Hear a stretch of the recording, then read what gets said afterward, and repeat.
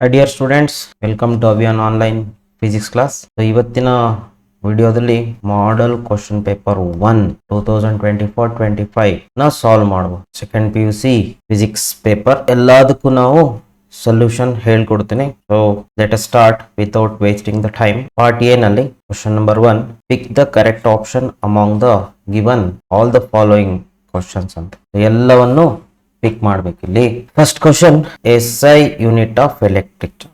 Very simple question. SI unit of electric charge is coulomb. ಇದರಲ್ಲಿ ನೀವು explain ಮಾಡುವಂತದ್ದು ಏನು ಇಲ್ಲ. Answer is coulomb. Next, angle between equipotential surface and electric field ಅಂತೆ. Angle between equipotential surface and electric field is always 90 degree ಇರುತ್ತೆ. ಯಾಕೆ ಅಂತಂದ್ರೆ ನೋಡ್ರಿ, suppose if I take point charge, ಇದಕ್ಕೆ ಈಕ್ವಿಪೊಟೆನ್ಷಿಯಲ್ ಸರ್ಫೇಸ್ ಹೆಂಗ್ ಡ್ರಾ ಮಾಡ್ತೀರಾ? If I take plus Q, equipotential surface are the concentric spheres. Concentric ಬರ್ಬೇಕಲ್ಲಿ, problem ಇಲ್ಲ. So ಇದಕ್ಕೆ ನೀವೇನಾದ್ರೂ ಏನು ಎಲೆಕ್ಟ್ರಿಕ್ ಫೀಲ್ಡ್ ಲೈನ್ಸ್ ನ ಡ್ರಾ ಮಾಡಿದ್ರೆ ಹೇಗಿರುತ್ತೆ? These are the electric field lines. ಯಾಕಂದ್ರೆ ಎಲೆಕ್ಟ್ರಿಕ್ ಫೀಲ್ಡ್ ಲೈನ್ಸ್ ಯಾವಾಗಲೂ ಹೇಗಿರುತ್ತೆ? Away from positive charge. ನೀವೆಲ್ಲೇ ಆಂಗಲ್ ತಗೊಂಡ್ರೆ ನೋಡ್ರಿ, ಈಕ್ವಿಪೊಟೆನ್ಷಿಯಲ್ ಸರ್ಫೇಸ್ ಮತ್ತೆ ಎಲೆಕ್ಟ್ರಿಕ್ ಫೀಲ್ಡ್ ಲೈನ್ಸ್ ಮಧ್ಯ ಆಂಗಲ್ 90 ಡಿಗ್ರಿ. ಎಲ್ಲಾದ್ರೂ ತಗೊಳ್ಳಿ. Now the answer is 90 degree. Next question number 3, the statement question. ನೋಡ್ರಿ, ನಾನು ಪ್ರೀವಿಯಸ್ ಇದರಲ್ಲಿ ಡಿಸ್ಕಸ್ ಮಾಡಿದ್ದೆ. ಸ್ಟೇಟ್ಮೆಂಟ್ ಕ್ವಶನ್ ಕೊಡ್ತಾರೆ, ಒಂದು ಸ್ಟೇಟ್ಮೆಂಟ್ ಕ್ವಶನ್ ಕೊಡ್ಲೇಬೇಕು ಅಂತೇಳಿ. ಮತ್ತೆ ಇನ್ನೊಂದು ಮ್ಯಾಚ್ ದ ಫಾಲೋಯಿಂಗ್, ಅದರಲ್ಲಿ ಸ್ಟೇಟ್ಮೆಂಟ್ ಕ್ವಶನ್ ಇದೆ. So resistivity of metal increases with increase in temperature. ಇದು ಫಸ್ಟ್ ನಾವು ಚೆಕ್ ಮಾಡ್ಕೊಳ್ಬೇಕು whether it is correct or not ಅಂತ. Resistivity of metal, very important. Metal increases with increase in temperature. ಹೌದು, resistance ಮತ್ತೆ resistivity, resistance and resistivity both depends on temperature. As the temperature increases, resistivity increases. Yes, ಇದು correct ಇದೆ. ಆದ್ರೆ statement 1 is correct. Next statement 2 ಏನ್ ಹೇಳುತ್ತೆ? Increasing the temperature, ಅಂದ್ರೆ ಇದು temperature related ಕೇಳಿದ್ದಾರೆ. ಹಾಗಾದ್ರೆ ಸ್ಟೇಟ್ಮೆಂಟ್ 2 ಸ್ಟೇಟ್ಮೆಂಟ್ 1 ಗೆ ರಿಲೇಟ್ ಆಗಿದೆ. ಏನಂತಿದೆ? Increasing the temperature metals causes more frequent collisions of electrons. ಇದು ಕೂಡ ಕರೆಕ್ಟ್. ಯಾಕೆ ರೆಸಿಸ್ಟೆನ್ಸ್ ಅಥವಾ ರೆಸಿಸ್ಟಿವಿಟಿ ಇನ್ಕ್ರೀಸ್ ಆಗುತ್ತಂತೆ? For a given metal, very important, metal ಅಥವಾ ಕಂಡಕ್ಟರ್ ಆಫ್ ಎಲೆಕ್ಟ್ರಿಸಿಟಿಯಲ್ಲಿ. ಸೊ ಏನಾಗುತ್ತೆ? ಅದು ಮೂವ್ ಆಗುವಾಗ ಎಲೆಕ್ಟ್ರಾನ್ಸ್ ಒಂದಕ್ಕೊಂದು ಕೊಲೈಡ್ ಆಗುತ್ತೆ. ನಾವೇನಾದ್ರು ಟೆಂಪರೇಚರ್ ಇನ್ಕ್ರೀಸ್ ಮಾಡಿದ್ರೆ ಕೊಲಿಷನ್ ಫ್ರೀಕ್ವೆನ್ಸಿನೂ ಇನ್ಕ್ರೀಸ್ ಆಗುತ್ತೆ. ಯಾವಾಗ ಕೊಲಿಷನ್ ಫ್ರೀಕ್ವೆನ್ಸಿ ಇನ್ಕ್ರೀಸ್ ಆಗುತ್ತೋ ಅವು ಮುಂದೆ ಹೋಗೋದು ಸ್ಲೋ ಆಗುತ್ತೆ. ಅವಾಗ ಅವಕ್ಕವೇ ಕೊಲೈಡ್ ಆದಾಗ ಏನಾಗುತ್ತೆ? ರೆಸಿಸ್ಟೆನ್ಸ್ ಅಥವಾ ರೆಸಿಸ್ಟಿವಿಟಿ ಇನ್ಕ್ರೀಸಸ್. ಸೊ ಆಪ್ಷನ್ ಯಾವುದು ಹಾಗಾದ್ರೆ? Both 1 and 2 are true. Yes, both 1 and 2 are true. And second is the correct explanation of first. Yes, ಯಾಕೆಂದ್ರೆ ಸೆಕೆಂಡ್ ಒನ್ ಯಾಕೆ ಟೆಂಪರೇಚರ್ ಜಾಸ್ತಿ ಮಾಡಿದ್ರೆ ರೆಸಿಸ್ಟಿವಿಟಿ ಇನ್ಕ್ರೀಸ್ ಆಗುತ್ತೆ ಅಂದ್ರೆ because there is a frequent collision between electrons when you increase the temperature. So ಇದಕ್ಕೆ ಯಾವ option correct? A option, first one correct. Next question number 3, a moving coil galvanometer can B converted into volt meter by connecting ಅಂತ ಕೇಳ್ತಾರೆ. So galvanometer ಇದೆ, galvanometer ನಾವೇನ್ ಮಾಡ್ಬೇಕು? Volt meter ಆಗಿ convert ಮಾಡ್ಬೇಕು. ಹೆಂಗ್ ಕನ್ವರ್ಟ್ ಮಾಡ್ತೀರಾ? ವೋಲ್ಟ್ ಮೀಟರ್ ರೆಸಿಸ್ಟಿವಿಟಿ ಯಾವಾಗ್ಲೂ ಏನಿರ್ಬೇಕು? ಜಾಸ್ತಿ ಇರಬೇಕು. ಅದಕ್ಕೋಸ್ಕರ ಗ್ಯಾಲೋನೋಮೀಟರ್ ರೆಸಿಸ್ಟೆನ್ಸ್ ತುಂಬಾ ಕಡಿಮೆ ಇರುತ್ತೆ. ಅದಕ್ಕೊಂದು ಸೀರೀಸ್ ಅಲ್ಲಿ ರೆಸಿಸ್ಟರ್ ನ ಕನೆಕ್ಟ್ ಮಾಡಬೇಕು. ಎಂತ resistor? It should be having very high value. ಅದಕ್ಕೆ ಇನ್ನೂ ಬೇರೆ ರೀಸನ್ಸ್ ಇದೆ, ಬಟ್ ಸಿಂಪಲ್ ಆಗಿ ಅರ್ಥ ಮಾಡ್ಕೊಳುವ. ಹೈ ವ್ಯಾಲ್ಯೂ ಆಫ್ ರೆಸಿಸ್ಟೆನ್ಸ್ ನ ಕನೆಕ್ಟ್ ಮಾಡಿದಾಗ ಏನಾಗುತ್ತೆ? Galvanometer is converted into voltmeter. ಹಾಗಾದ್ರೆ ಆಪ್ಷನ್ ಯಾವ್ದಿದೆ? A low resistance in parallel ತಪ್ಪು, a low resistance in series ತಪ್ಪು, ಹೈ ರೆಸಿಸ್ಟೆನ್ಸ್ ಇನ್ ಪ್ಯಾರಲಲ್ ಇದು ತಪ್ಪು. ಸೊ ಕರೆಕ್ಟ್ ಯಾವುದು ಹಾಗಾದ್ರೆ? Option D, high resistor in series with galvanometer is the correct option. D is the correct. Next fifth question, when bar magnet is suspended freely it points in the direction of. Very simple question. ನೋಡ್ರಿ, ಒಂದು magnet ಅನ್ನ bar magnet ಅಂತ ಹೇಳ್ತಾರೆ. ಸೊ bar magnet ಅನ್ನ north pole ಮತ್ತೆ south pole ಇರುತ್ತೆ. ಇದು ಯಾವ ಡೈರೆಕ್ಷನ್ ಅಲ್ಲಿ ಅಲೈನ್ ಆಗುತ್ತೆ ಅಂತ ಕೇಳಿದ್ರೆ freely suspended, definitely it's aligns in the direction of east west ಅಲ್ಲ, ನಾರ್ತ್ ಈಸ್ಟ್ ಅಲ್ಲ, ನಾರ್ತ್ ವೆಸ್ಟ್ ಅಲ್ಲ. It's align along north south direction of earth. ಅರ್ತಿನ ನಾರ್ತ್ ಸೌತ್ ಡೈರೆಕ್ಷನ್ ಅಲ್ಲಿ ಅಲೈನ್ ಆಗುತ್ತೆ.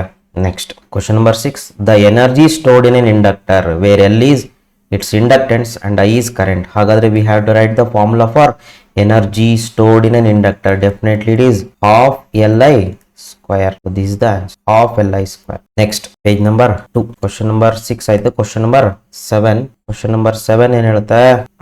The direction of current induced in the loop ABC as shown in figure ಅಂತ ಹೇಳಿ. ಇದಕ್ಕೆ ನಮಗೆ ಕರೆಕ್ಟ್ ಕಾನ್ಸೆಪ್ಟ್ ಗೊತ್ತಿರಬೇಕು. ಏನಂತ ಅಂದ್ರೆ ನೋಡ್ರಿ, ಇಲ್ಲಿ ಇದರಲ್ಲಿ ಕರೆಂಟ್ ಅಪ್ವರ್ಡ್ ಹೋಗ್ತದೆ, ಹೌದಾ?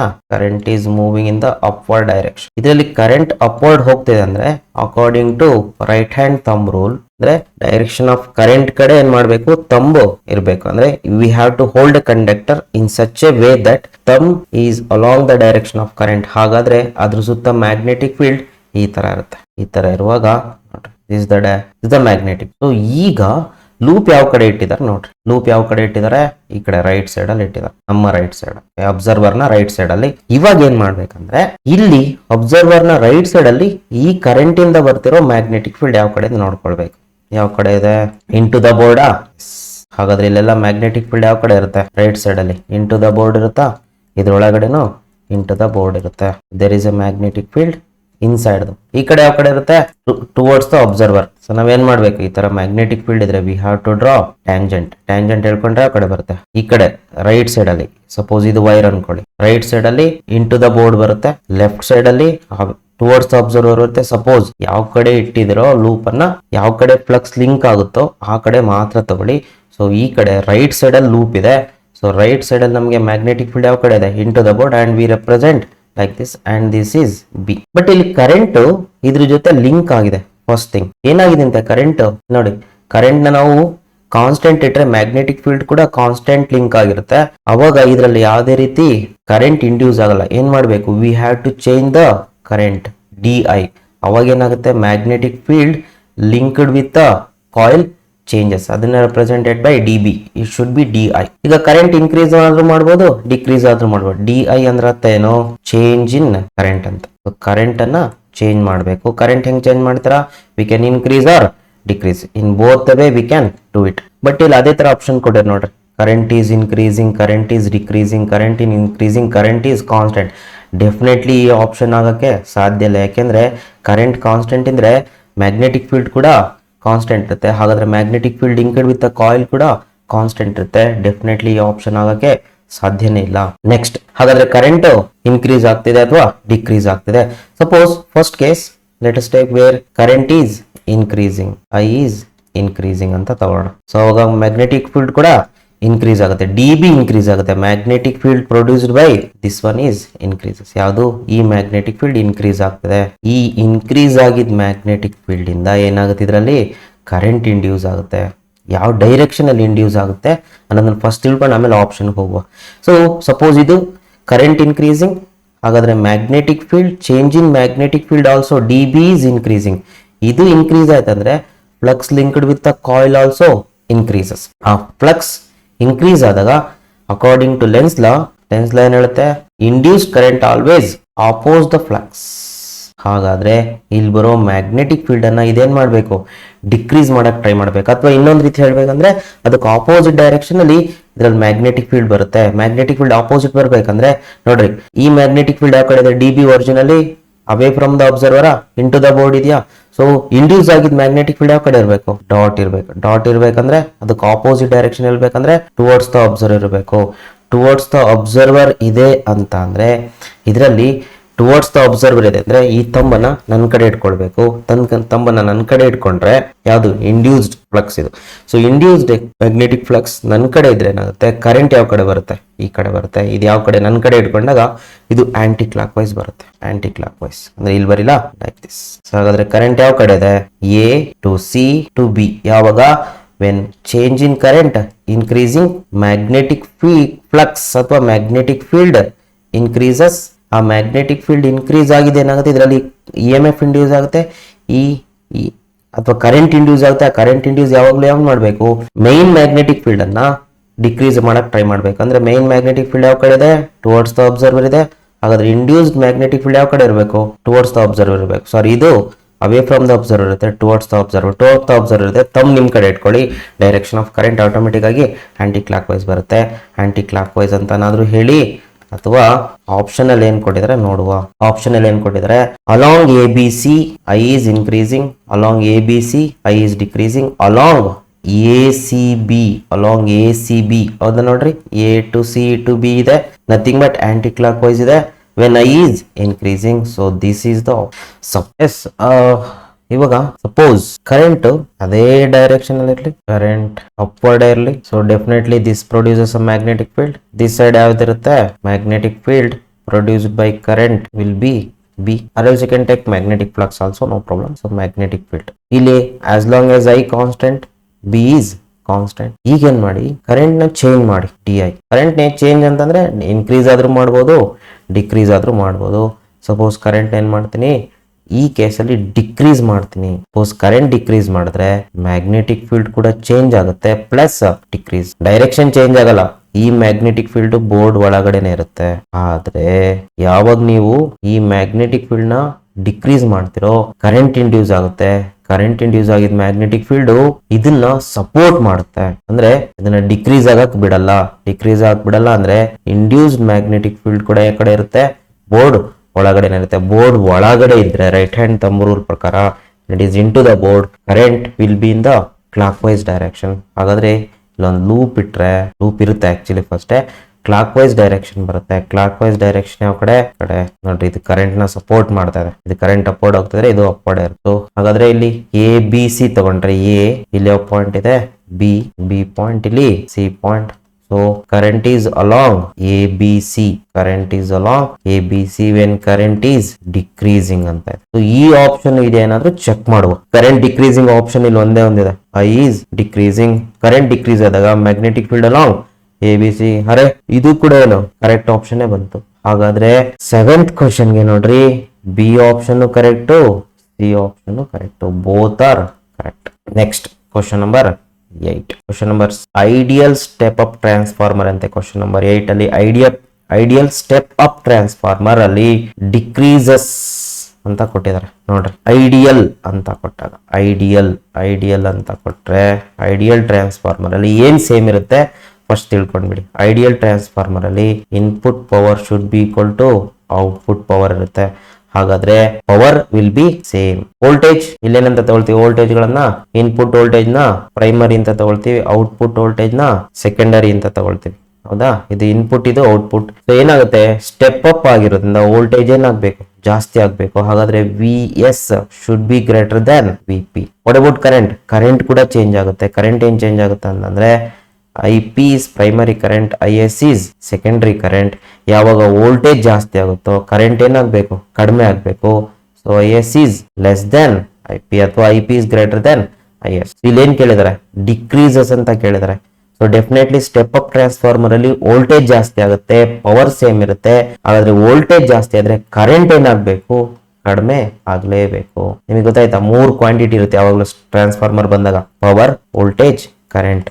ಪವರ್ ಸೇಮ್ ಇರುತ್ತೆ, ಸ್ಟೆಪ್ ಅಪ್ ಅಲ್ಲಿ ವೋಲ್ಟೇಜ್ ಜಾಸ್ತಿ ಆಗುತ್ತೆ. ಯಾವಾಗ ವೋಲ್ಟೇಜ್ ಜಾಸ್ತಿ ಆಗುತ್ತೋ ಕರೆಂಟ್ ಕಡಿಮೆ ಆಗ್ಲೇಬೇಕು. ಇದು ಸ್ಟೆಪ್ ಅಪ್. ಸ್ಟೆಪ್ ಡೌನ್ ಕೊಟ್ರೆ, ಐಡಿಯಲ್ ಕೊಟ್ಟಾಗ ಪವರ್ ಸೇಮ್, ಸ್ಟೆಪ್ ಡೌನ್ ಇಲ್ಲಿ ವೋಲ್ಟೇಜ್ ಕಡಿಮೆ ಆಗುತ್ತೆ, ಕರೆಂಟ್ ಜಾಸ್ತಿ ಆಗುತ್ತೆ. ಇಲ್ಲಿ ಕೇಳಿರೋದು ಯಾವ್ದು ಡಿಕ್ರೀಸ್ ಆಗುತ್ತೆ ಅಂತ, ಡೆಫಿನೆಟ್ಲಿ ವೋಲ್ಟೇಜ್ ಇನ್ಕ್ರೀಸ್ ಆಗುತ್ತೆ, ಕರೆಂಟ್ ಡಿಕ್ರೀಸ್ ಆಗುತ್ತೆ. Option A is correct. Next, displacement current is due to ಅಂತ ಕೇಳಿದ್ರೆ, very simple question. Displacement current is not due to flow, not due to flow of protons, it is due to the change in electric field, not due to change in magnetic field, it is due to change in electric field. That is the definition of displacement current. Next, question number 10.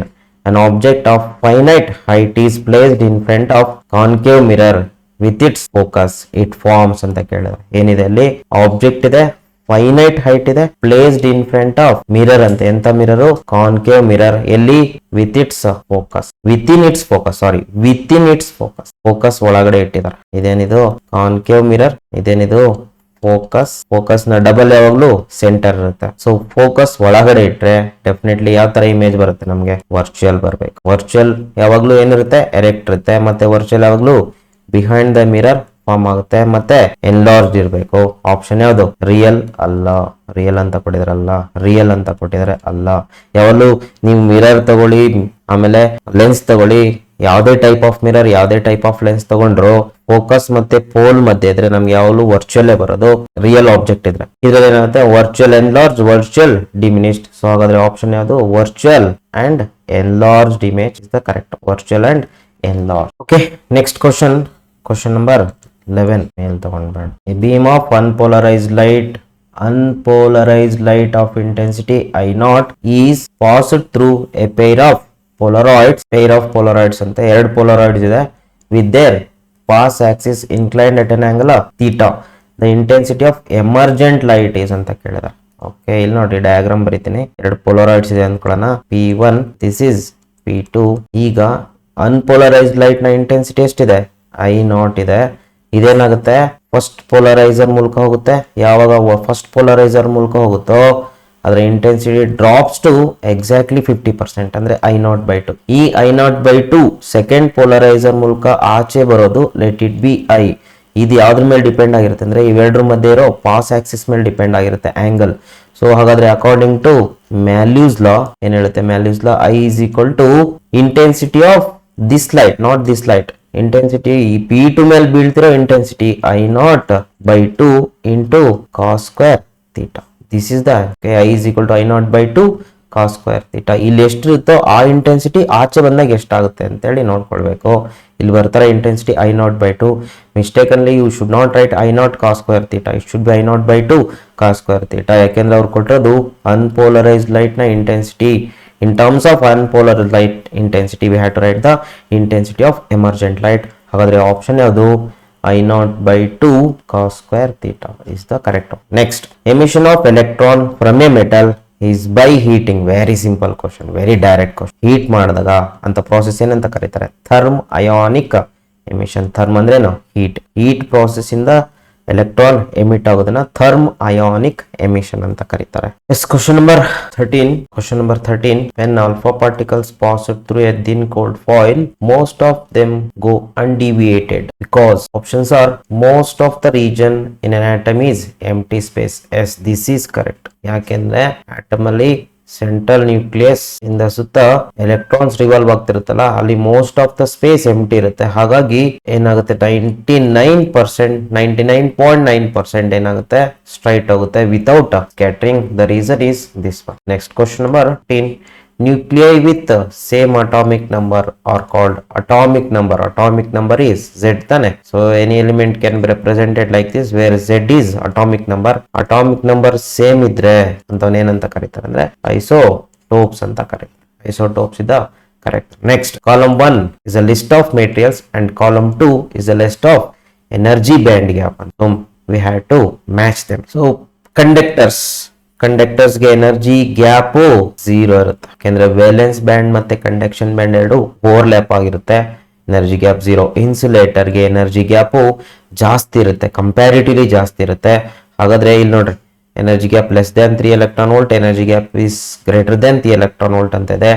Definitely for insulators energy gap is greater than 3 electron volt and for semiconductors definitely less than 3 electrons, nearly 1 electron volt ಇರುತ್ತೆ. So ಇಲ್ಲಿ ಕೊಟ್ಟಿರೋ option ಅಲ್ಲಿ less than 3 electron volt is for semiconductors. ಹಾಗಾದ್ರೆ first one ಗೆ ಯಾವುದು correct? B correct. First one ಗೆ B ಇದಲ್ಲ ಇದಿದೆ ನೋಡಿ. ಫಸ್ಟ್ ಒನ್ ಗೆ ಬಿ ಮತ್ತೆ ಫಸ್ಟ್ ಒನ್ ಗೆ ಬಿ ಮತ್ತೆ ಡಿ. ಸೊ ಚೆಕ್ ಮಾಡ್ಬೇಕು ಬೇರೆ ಆಪ್ಷನ್ಸ್. ಇನ್ಸುಲೇಟರ್ ಗೆ ಯಾವುದು? Second one insulator C. Second one ಗೆ ಸಿ. ಇದು ಸೆಕೆಂಡ್ ಒನ್ ಎ ಇದೆ, ಸೊ ರಾಂಗ್. ಇದು ಬರಲ್ಲ ಡೆಫಿನೆಟ್ಲಿ. ಸೆಕೆಂಡ್ ಒನ್ ಗೆ ಸಿ. ಥರ್ಡ್ ಒನ್ ಗೆ ಲೆಸ್ ದನ್ 3 electron volt ಅಂದ್ರೆ ಥರ್ಡ್ ಒನ್ ಗೆ A option. So D is the correct. D is correct. ಇವು ಮೂರು ರಾಂಗ್ ಬರಲ್ಲ. ಇಲ್ಲಿಗೆ ಪೇಪರ್ ಒನ್ನಿನ MCQs ಕಂಪ್ಲೀಟ್ ಆಗುತ್ತೆ. Next fill in the blanks ನೋಡುವ. ಪೇಪರ್ ಒನ್ನಿನ fill in the blanks. So fill in the blanks choosing appropriate answers given in the bracket for all the following questions. ಅಂದ್ರೆ ಯಾವ್ದು ಇದರಲ್ಲಿ choice ಇರೋದಿಲ್ಲ, ಅಷ್ಟನ್ನು fill ಮಾಡಬೇಕು. First one, a molecule possessing permanent dipole moment is called ಅಂತ ಕೇಳಿದ್ರೆ ಇಲ್ಲಿ ಯಾವ್ದು ಕರೆಕ್ಟ್ ಆಪ್ಷನ್ ಇರಬಹುದು? ಪರ್ಮನೆಂಟ್ ಡೈಪೋಲ್ ಮೊಮೆಂಟ್ ಯಾವ್ದಕ್ಕಿರುತ್ತೆ? Photon, polar, zero, infinite, phasor. ಇದರಲ್ಲಿ ಯಾವ್ದು ಬರಲ್ಲ. This one is correct. ಹಾಗಾದ್ರೆ ಆನ್ಸರ್ ಯಾವುದು? ಪೋಲಾರ್ ಮಾಲಿಕ್ಯೂಲ್ ಅಂತ ಕರೀತಾರೆ. Is having permanent dipole moment. It's a polar molecule. Next ನೋಡ್ರಿ, net magnetic flux through any close surface is ಅಂತ ಕೇಳಿದ್ರೆ, ನೆಟ್ ಮ್ಯಾಗ್ನೆಟಿಕ್ ಫ್ಲಕ್ಸ್ ಪರ್ಟಿಕ್ಯುಲರ್ ಆಗಿ magnetic flux, net magnetic flux through any close surface is always zero. ಇದೆಯಾ ನೋಡ್ರಿ, ಇದೆ ನೋಡಿ, zero ಇದೆ. So zero is the correct. Next, A rotating vector represents alternating quantities. alternating quantities ನ ನಾವು represent ಮಾಡ್ಲಿಕ್ಕೆ alternating quantities ಯಾವುದು, ವೋಲ್ಟೇಜ್ ಆಗಿರ್ಬೋದು ಮತ್ತೆ ಕರೆಂಟ್ ಆಗಿರ್ಬೋದು. ವೋಲ್ಟೇಜ್ ಅಥವಾ ಕರೆಂಟ್ ನ ಈ ರೀತಿ ರೆಪ್ರೆಸೆಂಟ್ ಮಾಡ್ತೀವಿ AC ಚಾಪ್ಟರ್ ಅಲ್ಲಿ, ಹೌದಾ. ಸೊ ಇದರಲ್ಲಿ ಅವನು ಏನಂತ ಕರೀತಾರೆ, ದೇ ಆರ್ ಕಾಲ್ಡ್ ಫೇಸರ್ ಅಂತ ಎರಡು ಆಪ್ಷನ್ ಇದೆ ನೋಡ್ರಿ. Actually they are called phasor. ಅದಕ್ಕೆ ನೋಡ್ರಿ ಫೇಸರ್ ಡಯಾಗ್ರಾಮ್ ಬರೀತೀವಿ, ಫೇಸರ್ ಅಂತ ಕರೀತಾರೆ ಅದನ್ನ. Phase is different from phasor. Phasor is a vector used to represent current or voltage. Phase ಅಂದ್ರೆ actually angle ಅಂತ ಬರೋದಿಲ್ಲ ಇಲ್ಲಿ. Next, wave front is a surface of constant ಅಂತ ಕರೀತಾರೆ. Wave front definition ಏನು, wave front definition ಏನು ಹೇಳುತ್ತೆ ಅಂತಂದ್ರೆ, locus of joining all the particles which are vibrating in phase ಅಂತ ಹೇಳುತ್ತೆ. vibrating in phase ಅಂತ. ಹಾಗಾದ್ರೆ ಇಲ್ಲಿ ಆಪ್ಷನ್ ಯಾವ್ದು ಬರಬೇಕು, wave front is a surface of constant phase ಬರಬೇಕು. So phase is the correct answer. Next, ಇಲ್ಲಿ ಫೇಸ್ ಬರುತ್ತೆ ನೋಡಿ. Next, interaction with matter, light behaves as if it is made up of pockets of energy is called. ಅಂದ್ರೆ light ಗೆ ಇನ್ನೊಂದು nature ಇರುತ್ತೆ, ಅದನ್ನೇನಂತ ಕರೀತಾರೆ, photon ಅಂತ ಕರೀತಾರೆ. ಎನರ್ಜಿ ಪ್ಯಾಕೆಟ್ ಅಂತಾನು ಕರೀತಾರೆ. ಅಲ್ಲೇ ಇದೆ ನೋಡ್ರಿ ಕ್ಲೂ ನಮ್ಗೆ, energy packet made up of packet of energy is called photon. ಹಾಗಾದ್ರೆ ಇಲ್ಲಿ ಯಾವುದಕ್ಕೂ ಇಲ್ಲದೆ ಇರುವಂತ ಆಪ್ಷನ್ ಇನ್ಫೈನೈಟ್. ಇಲ್ಲಿ ನಮ್ಗೆ ಏನಾಗುತ್ತೆ ಅಂದ್ರೆ, ಅವ್ರು ಒಂದು ಎಕ್ಸ್ಟ್ರಾ ಸ್ವಲ್ಪ ಕನ್ಫ್ಯೂಸ್ ಆಗೋಂಗ್ ನಮಗೆ, ಅವರಿಗೆಲ್ಲ. ಸೊ ನಮಗೆ ಸ್ವಲ್ಪ ಇದು ಅಲ್ವೋ ಅನ್ನೋದು ಕನ್ಫ್ಯೂಸ್ ಆಗೋಂಗ್ ಕೊಡ್ತಾರೆ. ಅಂದ್ರೆ ಇದು ಇನ್ಫೈನೈಟ್ ಮತ್ತೆ ಝೀರೋನು ಇನ್ಫೈನೈಟ್ ಅವೆರಡರ ಮಧ್ಯೆ ಇರುತ್ತೆ ಗೊಂದಲ ನಮ್ಗೆ. ಸೊ ಡೆಫಿನೆಟ್ಲಿ ಕರೆಕ್ಟ್ ಆಪ್ಷನ್ ಗೊತ್ತಿದ್ರೆ, ನಮ್ ಕಾನ್ಸೆಪ್ಟ್ ಗೊತ್ತಿದ್ರೆ ಆಪ್ಷನ್ ಅನ್ನ ಹಾಕ್ಬೋದು. ಸೊ ಇದು fill in the blanks for paper 1. Okay, next questions ಕಡೆ ಹೋಗುವ. Part B questions. ಇಲ್ಲೇನ್ ಮಾಡ್ಬೇಕು, answer any 5 of the following questions ಅಂತ ಇರುತ್ತೆ. ಸೊ 5 ಕ್ವಶನ್ಸ್ ಅಟೆಂಡ್ ಮಾಡಬೇಕು. Each carries 2 mark, total 10 mark ಇರುತ್ತೆ. ಸೊ ಅದರಲ್ಲಿ ಈ ಪೇಪರ್ ಅಲ್ಲಿ ಬರುವಂತ ಕ್ವಶನ್ಸ್ ನ ನೋಡುವ. Question number 21, state and explain Gauss law in electrostatics. State and explain ಇಲ್ಲಿ ಹೆಂಗಾಗುತ್ತೆ, ಫಸ್ಟ್ ಈ ತರ ಬರ್ಕೊಳ್ಳಿ. ಏನಂತ, ಸ್ಟೇಟ್ಮೆಂಟ್ ಏನ್ ಹೇಳುತ್ತೆ, ಟೋಟಲ್ ಫ್ಲಕ್ಸ್ ಅಂತ ಬರೆಯೋದಕ್ಕಿಂತ better total electric flux through a closed surface is equal to through a closed surface is equal to 1 by epsilon naught times the net charge enclosed by that surface. Total charge enclosed by that surface. ಇದು statement ಆಯ್ತು. ಇದಕ್ಕೆ explanation ಅಂತ ಬರೀರಿ, explanation. So ಏನ್ explain ಮಾಡೋದು ಅಂತಂದ್ರೆ, ಅದಕ್ಕೆ formula ಬರ್ದ್ಬೇಡ. ಸೊ ಫಾರ್ಮುಲಾ ಏನು, ಟೋಟಲ್ ಫ್ಲಕ್ಸ್ ಅಥವಾ ನೆಟ್ ಫ್ಲಕ್ಸ್ ಅಂತನಾದ್ರು ಬರೀಬಹುದು, ಅಥವಾ total flux is equal to 1 by epsilon naught times the net charge enclosed by that surface. Q net ಅಂತ ಬರೀಬೇಕು. ಇಲ್ಲಿ ಎಪ್ಸಿಲಾನ್ ನಾಟ್ ಅಂದ್ರೇನು, permittivity of free space and Q net is the net charge. ಇದಕ್ ಬೇಕಾದ್ರೆ ನೀವು example ಕೊಡಬಹುದು. ಹೇಗೆ ಅಂತಂದ್ರೆ, for example here the close surface of any shape plus 6 microcoulomb minus 3 microcoulomb. So the net flux, so total flux phi is equal to 1 by epsilon naught times what is the net charge, plus 6 microcoulomb minus 3 microcoulomb. Minus ಇದ್ರೆ ಮೈನಸ್, plus ಇದ್ರೆ ಪ್ಲಸ್ ತಗೊಳ್ಬೇಕು net charge calculate ಮಾಡುವಾಗ. Algebraic sum. So ಅಲ್ಲಿಗೆ ಏನಾಗುತ್ತೆ, +3 microcoulomb. ಈ ತರ ಬರೆದ್ರು ಒಳ್ಳೇದು. Okay, so this is the statement. Total flux through a closed surface, through a closed surface, very important, closed surface ಬರಿಬೇಕು, is equal to 1 by epsilon naught times the net charge enclosed by that surface ಅಂತಾನೆ ಬರಿಬೇಕು. ಒಂಚೂರು ಹೆಚ್ಚು ಕಡಿಮೆ ಆದ್ರೂ ನಮ್ಗೆ marks ಹೊರಟೋಗುತ್ತೆ. ನೀವು ಜನರಲಿ ಕ್ಲೋಸ್ ಸರ್ಫೇಸ್ ಬಿಟ್ಬಿಡ್ತೀರಾ, ಸೊ ಟೋಟಲ್ ಅನ್ನೋದು ಬಿಟ್ಬಿಡ್ತೀರಾ, ಎಲೆಕ್ಟ್ರಿಕ್ ಫ್ಲಕ್ಸ್ ಅಂತ ಬರೀತೀರಾ, ಟೋಟಲ್ ಎಲೆಕ್ಟ್ರಿಕ್ ಫ್ಲಕ್ಸ್ ಅಂತ ಬರೀಬೇಕು. So this is the answer for question number 21. Next, define drift velocity and mobility of electrons in a conductor. Free electrons in a conductor. ಏನಿಲ್ಲ, definition first ಯಾವ್ದು ತಗೋಣ, drift velocity definition. ಹೇಗೆ define ಮಾಡೋದು drift ವೆಲಾಸಿಟಿನ? Drift velocity is the average velocity. ನೀವು ಇದು ಬರೆಯೋದ್ ಬಿಟ್ರೆ ತಪ್ಪಾಗುತ್ತೆ.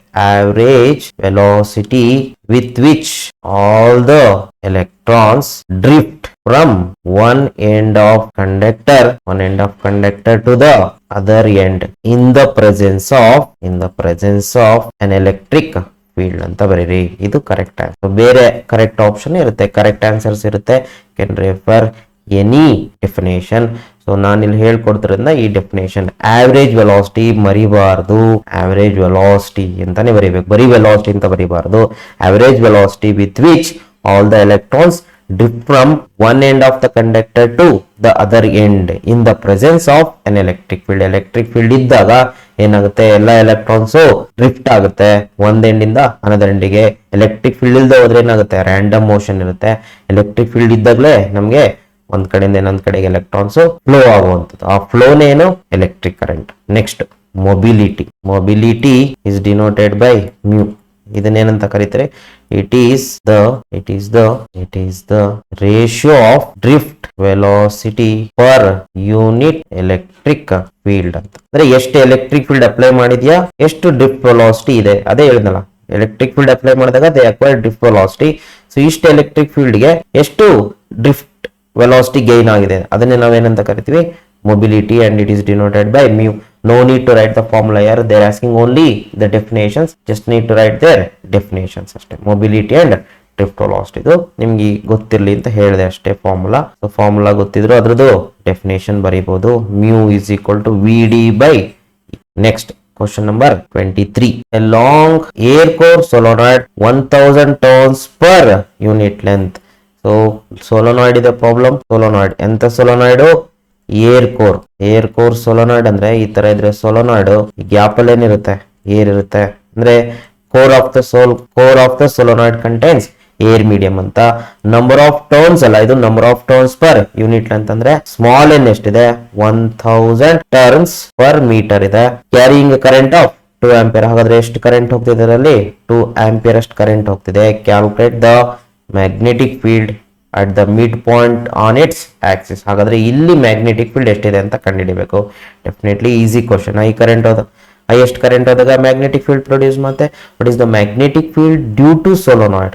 B is equal to mu naught n I. ಫಾರ್ಮುಲಾಗೆ 1 ಮಾರ್ಕ್ಸ್ ಕೊಡ್ತಾರೆ. ಆಮೇಲೆ ಸಬ್ಸ್ಟಿಟ್ಯೂಷನ್ ಮಾಡಿ. ಮ್ಯೂ ನಾಟ್ ವ್ಯಾಲ್ಯೂ ಏನು, 4.10⁻⁻7 ಇಂಟು ಎನ್ ಅಂದ್ರೇನು, number of turns per unit length, small N 1000 ಇರುತ್ತೆ. ಕರೆಂಟ್ ಎಷ್ಟು, 2 ಆಂಪಿಯರ್. ಅಲ್ಲಿಗೆ B comes out to be 4π into 100 into 2 multiply ಮಾಡಿದ್ರೆ it comes out to be 25.12 into 10 to the power of -4 tesla ಬರುತ್ತೆ. So this is the answer for question number 23. Next, give the principle of AC generator ಅಂತ 1 ಮಾರ್ಕಿಗೆ. Next ಇನ್ನೊಂದು ಮಾರ್ಕಿಗೆ, why is current induced in AC generator is called alternating current. So first one ಗೆ answer, what is the principle of AC generator ಅಂತ. AC generator principle ಏನಿರುತ್ತೆ, electromagnetic induction. ಬರೆದ್ರೆ ಸಾಕು, electromagnetic induction ಅಂತ. ಇದನ್ನ ನೀಟಾಗಿ ಬರೆಯುವ, electromagnetic induction. This is the principle of AC generator. Next, why the current is called in AC generator is called alternating current ಅಂತ.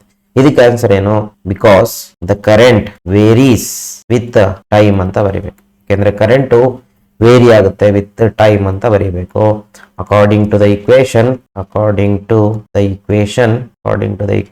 I is equal to I0 sin of omega t.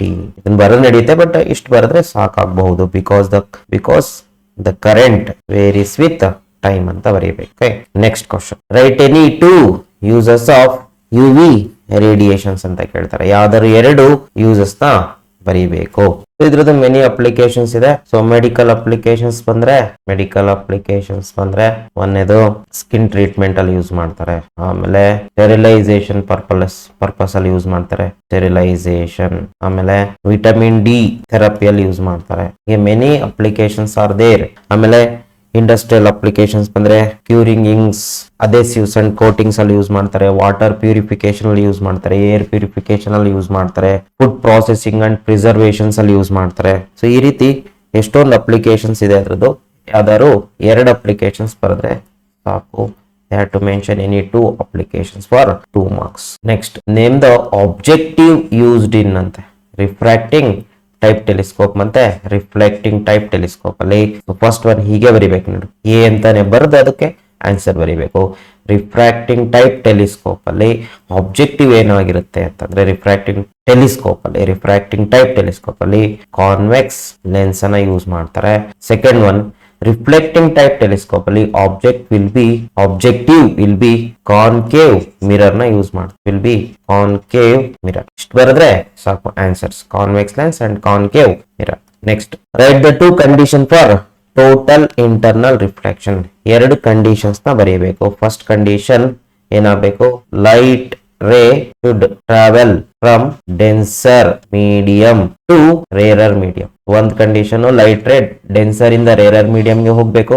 ಎರಡನೇ condition angle of incidence should be greater than critical angle. Don't write I greater than C. Symbols ನ ಯೂಸ್ ಮಾಡಕ್ಕೆ ಹೋಗ್ಬೇಡ್ರಿ, sentence ಅಲ್ಲೇ ಬರೀರಿ. ಒಂದು denser medium ಇಂದ ರೇರರ್ ಮೀಡಿಯಂ ಹೋಗ್ಬೇಕು ಲೈಟ್ ರೇ. ಇನ್ನೊಂದು condition angle of incidence critical angle ಗಿನ ಜಾಸ್ತಿ ಇದ್ರೆ ಮಾತ್ರ ಟೋಟಲ್ ಇಂಟರ್ನಲ್ ರಿಫ್ಲೆಕ್ಷನ್ ಆಗುವಂತದ್ದು. Next, name the majority and minority charge carriers in n type semiconductors ಅಲ್ಲಿ ಮೆಜಾರಿಟಿ ಮತ್ತೆ ಮೈನಾರಿಟಿ ಚಾರ್ಜ್ ಕ್ಯಾರಿಯರ್ಸ್ ಹಾಕ್ಬೇಕು. ಇದರಲ್ಲಿ ಬರೆಯುವಾಗ ಹೀಗೆ ಬರೀರಿ, ಮೆಜಾರಿಟಿ ಚಾರ್ಜ್ ಕ್ಯಾರಿಯರ್ಸ್ ಅಂತ ಬರೆದು majority charge carriers are n type ಅಂದ್ರೆ ಅದು ನೆಗೆಟಿವ್ ಟೈಪ್ ಸೆಮಿಕಂಡಕ್ಟರ್ ಆಗಿದ್ದರಿಂದ ಇದರಲ್ಲಿ ಎಲೆಕ್ಟ್ರಾನ್ಸ್ ಮೆಜಾರಿಟಿ ಚಾರ್ಜ್ ಕ್ಯಾರಿಯರ್ ಆಗುತ್ತೆ. Minority charge carriers definitely minority charge carriers are holes. So n type semiconductors, n type ಅಂದ್ರೆ negative type, nothing but electrons majority ಇರುತ್ತೆ, holes minority charge carriers ಇರುತ್ತೆ. Next question. So 2 marks questions ಮುಗೀತು. Next 3 marks questions 5 ನ attend ಮಾಡ್ಬೇಕು. 3 marks question total will get 15 marks. Question answer any 5 ಮಾತ್ರ attend ಮಾಡಬೇಕು.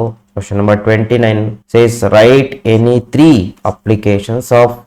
properties of. Question number 29, write any 3 properties of electric field lines. Any 3 properties. ಯಾವ್ದಾದ್ರು simple ಆಗಿರೋದು perfect ಅದನ್ನ ಬರೀರಿ. For example, electric field lines do not form close loop. ನೋಡ್ರಿ ಇಷ್ಟೇ ಇದೆ. ಇದಕ್ಕೆ ಜಾಸ್ತಿ ಸೆಂಟೆನ್ಸ್ ಬರೋದಿಲ್ಲ, ಈಸಿ ಆಗಿರೋದನ್ನ ಚೂಸ್ ಮಾಡಿ ಬರೀರಿ. ಸೊ ಸಿಗದೆ ಇದ್ರೆ ಬೇರೆಯನ್ನ ಬರೀಲೇಬೇಕಾಗುತ್ತೆ, no problem. Next, electric field lines never intersect each other ಅಂತ ಒಂದು ಪ್ರಾಪರ್ಟಿ. ನೆಕ್ಸ್ಟ್ ಇನ್ನೊಂದು ಈಸಿ ಪ್ರಾಪರ್ಟಿ, ದೇ ಅಂತ ಬರೆಯಕ್ ಹೋಗ್ಬಿಡ್ರಿ. ಸೊ ಸೆಂಟೆನ್ಸ್ ಅಲ್ಲೇ ಬರೀರಿ, electric field lines starts from positive charge ಅಂತಾನೆ ಬರೀರಿ. ಸ್ಟಾರ್ಟ್ ಫ್ರಮ್ ಪಾಸಿಟಿವ್ ಅಂತ ಬರೆದ್ ಬಿಡ್ತಾರೆ. No, should not write like that. Positive charge and ends at negative charge ಅಂತ ಬರೀ. ಎಂಡ್ಸ್ ಎಟ್ ನೆಗೆಟಿವ್ ಚಾರ್ಜ್ ಅಂತಾನೆ ಬರೀರಿ. ಕೆಲವೊಬ್ರು ಏನ್ ಬರೀತಾರ, they start from positive ends at negative, ಏನದ್ರ ಮೀನಿಂಗ್ ಏನಿರಲ್ಲ. ಸೊ ಏನಂತ ಬರೀಬೇಕು, starts from positive ends at negative ಅಂತಾನೆ ಬರೀಬೇಕು. ಸೊ ಇನ್ನು ಬೇರೆ ಪ್ರಾಪರ್ಟೀಸ್ ಇದೆ, you can write, no problem. So easy ಇರೋ 3 ಪ್ರಾಪರ್ಟೀಸ್ ನ ಮೆನ್ಷನ್ ಮಾಡಿದ್ದೀನಿ. You almost they look very easy, so you can write them, no problem. ಇನ್ನು ಬೇರೆ ಬರೆದ್ರೆ ಸ್ವಲ್ಪ ಸೆಂಟೆನ್ಸ್ ಜಾಸ್ತಿ ಆಗುತ್ತೆ, ಇವು ಈಸಿಯಾಗಿ ಬರಿಬಹುದು, ಕರೆಕ್ಟ್ ಇರ್ತದೆ. Next, obtain the expression for effective capacitance of 2 capacitor connected in parallel ಅಂತೆ. ಸೊ ಎಫೆಕ್ಟಿವ್ ಕೆಪಾಸಿಟೆನ್ಸ್ ನ ಫೈಂಡ್ ಔಟ್ ಮಾಡಬೇಕು. 2 ಕೆಪಾಸಿಟರ್ ನೋಡ್ರಿ, ಇಲ್ಲಿ ವೆರಿ ಇಂಪಾರ್ಟೆಂಟ್. ನೀವು ಎಷ್ಟೆಷ್ಟೋ ಮನ್ಸಿಗೆ ಬಂದಂಗೆ ಹಾಕೊಂಬಾರ್ದು. ಅವ್ರು ಎಷ್ಟು ಕೊಟ್ಟಿರ್ತಾರೆ, 2 ಕೆಪಾಸಿಟರ್ಸ್ ಕೊಟ್ಟಿರ್ತಾರೆ, 2 ಕೆಪಾಸಿಟರ್ ಹಾಕಬೇಕು, ಅವನ್ನ ಪ್ಯಾರಲಲ್. ಅವ್ರು ಹೇಳ್ದಂಗೆ ಲಾಸ್ಟ್ ಇಂದ ಬನ್ನಿ, ಈ ತರ ಬಂದಾಗ ಲಾಸ್ಟ್ ಇಂದ ಬರಬೇಕು. 2 capacitors R connected in parallel. ಏನಂತ ಬರೆಯೋಣ, ಇಲ್ಲಿ ಬರ್ದ್ಬಿಡ್ತೀನಿ ನೋಡ್ರಿ, ಎಕ್ಸ್ಪ್ಲನೇಷನ್ ಪಾರ್ಟ್. ಕನ್ಸಿಡರ್ 2 ಕೆಪಾಸಿಟರ್ಸ್ ಏನಂತ ಕರೆಯೋಣ, C1 and C2 are connected in parallel ಅಂತ ಬರೆಯೋಣ. ಅದೇ ತರ ಡಯಾಗ್ರಾಮ್ ಬರೆಯೋಣ. ಇಲ್ಲಿ 2 ಕೆಪಾಸಿಟರ್ ತಗೊಳ್ಳಿ, 1 ಕೆಪಾಸಿಟರ್, ಪ್ಯಾರಲಲ್ ಲೈನ್ಸ್ ಇರಬೇಕು. Take care that they should be parallel. ಒಂದು ದೊಡ್ಡದು ಒಂದು ಸಣ್ಣ ಲೈನ್ ಇರಬಾರ್ದು. 2 capacitors C1 and C2 are connected in parallel. Okay, ಇದಾಯ್ತಾ. ನೆಕ್ಸ್ಟ್ ಏನ್ ಮಾಡ್ಬೇಕು, ಇದಕ್ಕೆ ಪೊಟೆನ್ಷಿಯಲ್ ಡಿಫರೆನ್ಸ್ ಅಪ್ಲೈ ಮಾಡ್ಬೇಕು, ಬ್ಯಾಟ್ರಿ ಕನೆಕ್ಟ್ ಮಾಡ್ಬೇಕು. ಸೊ ಪೊಟೆನ್ಷಿಯಲ್ ಡಿಫರೆನ್ಸ್ ಆದ್ರೂ ಅಂತ ಹೇಳ್ಬೋದು. ಇದಕ್ಕೆ ಏನ್ ಮಾಡ್ತೀನಿ, C1 ಟು C2, ಇದಕ್ಕೆ ಟರ್ಮಿನಲ್ಸ್ ಹೆಸರು ಕೊಟ್ಬೇಡ, ಬಿಟ್ವೀನ್ A B ಅಂತ. ಸೊ ಇಲ್ಲೂ ಬರೀರಿ, consider 2 capacitor C1 and C2 are connected in parallel between A and B ಅಂತಾನೆ ಬರೀರಿ, ಪ್ರಾಬ್ಲಮ್ ಇಲ್ಲ. ನಾವು what is V here? V is the potential difference between ಅಲ್ಲ, across the terminals A B ಅಂತ ಬರೆಯುವ. Across A B V is the potential difference. ಏನಾಗುತ್ತೆ, parallel connect ಮಾಡಿದಾಗ definitely potential divide ಆಗುತ್ತಾ. So V divides here V1 and here V2. ಹಾಗಾದ್ರೆ V1 and V2 ಏನಾಗ್ತದೆ ನೋಡುವ. So V1 and V2 potential arrow mark ಹಾಕಿ ಈ ತರ ಬರೆದ್ರೆ ಸಾಕು. Potential difference across C1 and C2 respectively. But ಇಲ್ಲಿ ಯಾಕೆ ಖಾಲಿ ಬಿಟ್ಟೆ ಅಂದ್ರೆ ಇಲ್ಲಿ ಏನೋ ಬರ್ಕೊಳ್ಬೇಕು ನಾನು. ಏನಂತಂದ್ರೆ ನೋಡ್ರಿ, ಈ ಯಾವುದೇ ಪ್ಯಾರಲಲ್ ಮತ್ತೆ ಸೀರೀಸ್ ಅಂತ ಬಂದಾಗ ನಮ್ಗೆ ಕೆಪಾಸಿಟರ್ ಮೇನ್ ಫಾರ್ಮುಲಾ ಏನು? C is equal to Q/V ಅಥವಾ V ಏನಾಗುತ್ತೆ? Q/C ಆಗುತ್ತೆ. ಹಾಗಾದ್ರೆ ಇಲ್ಲಿ V1 ಏನಾಗುತ್ತೆ? Q/C1 ಆಗುತ್ತೆ.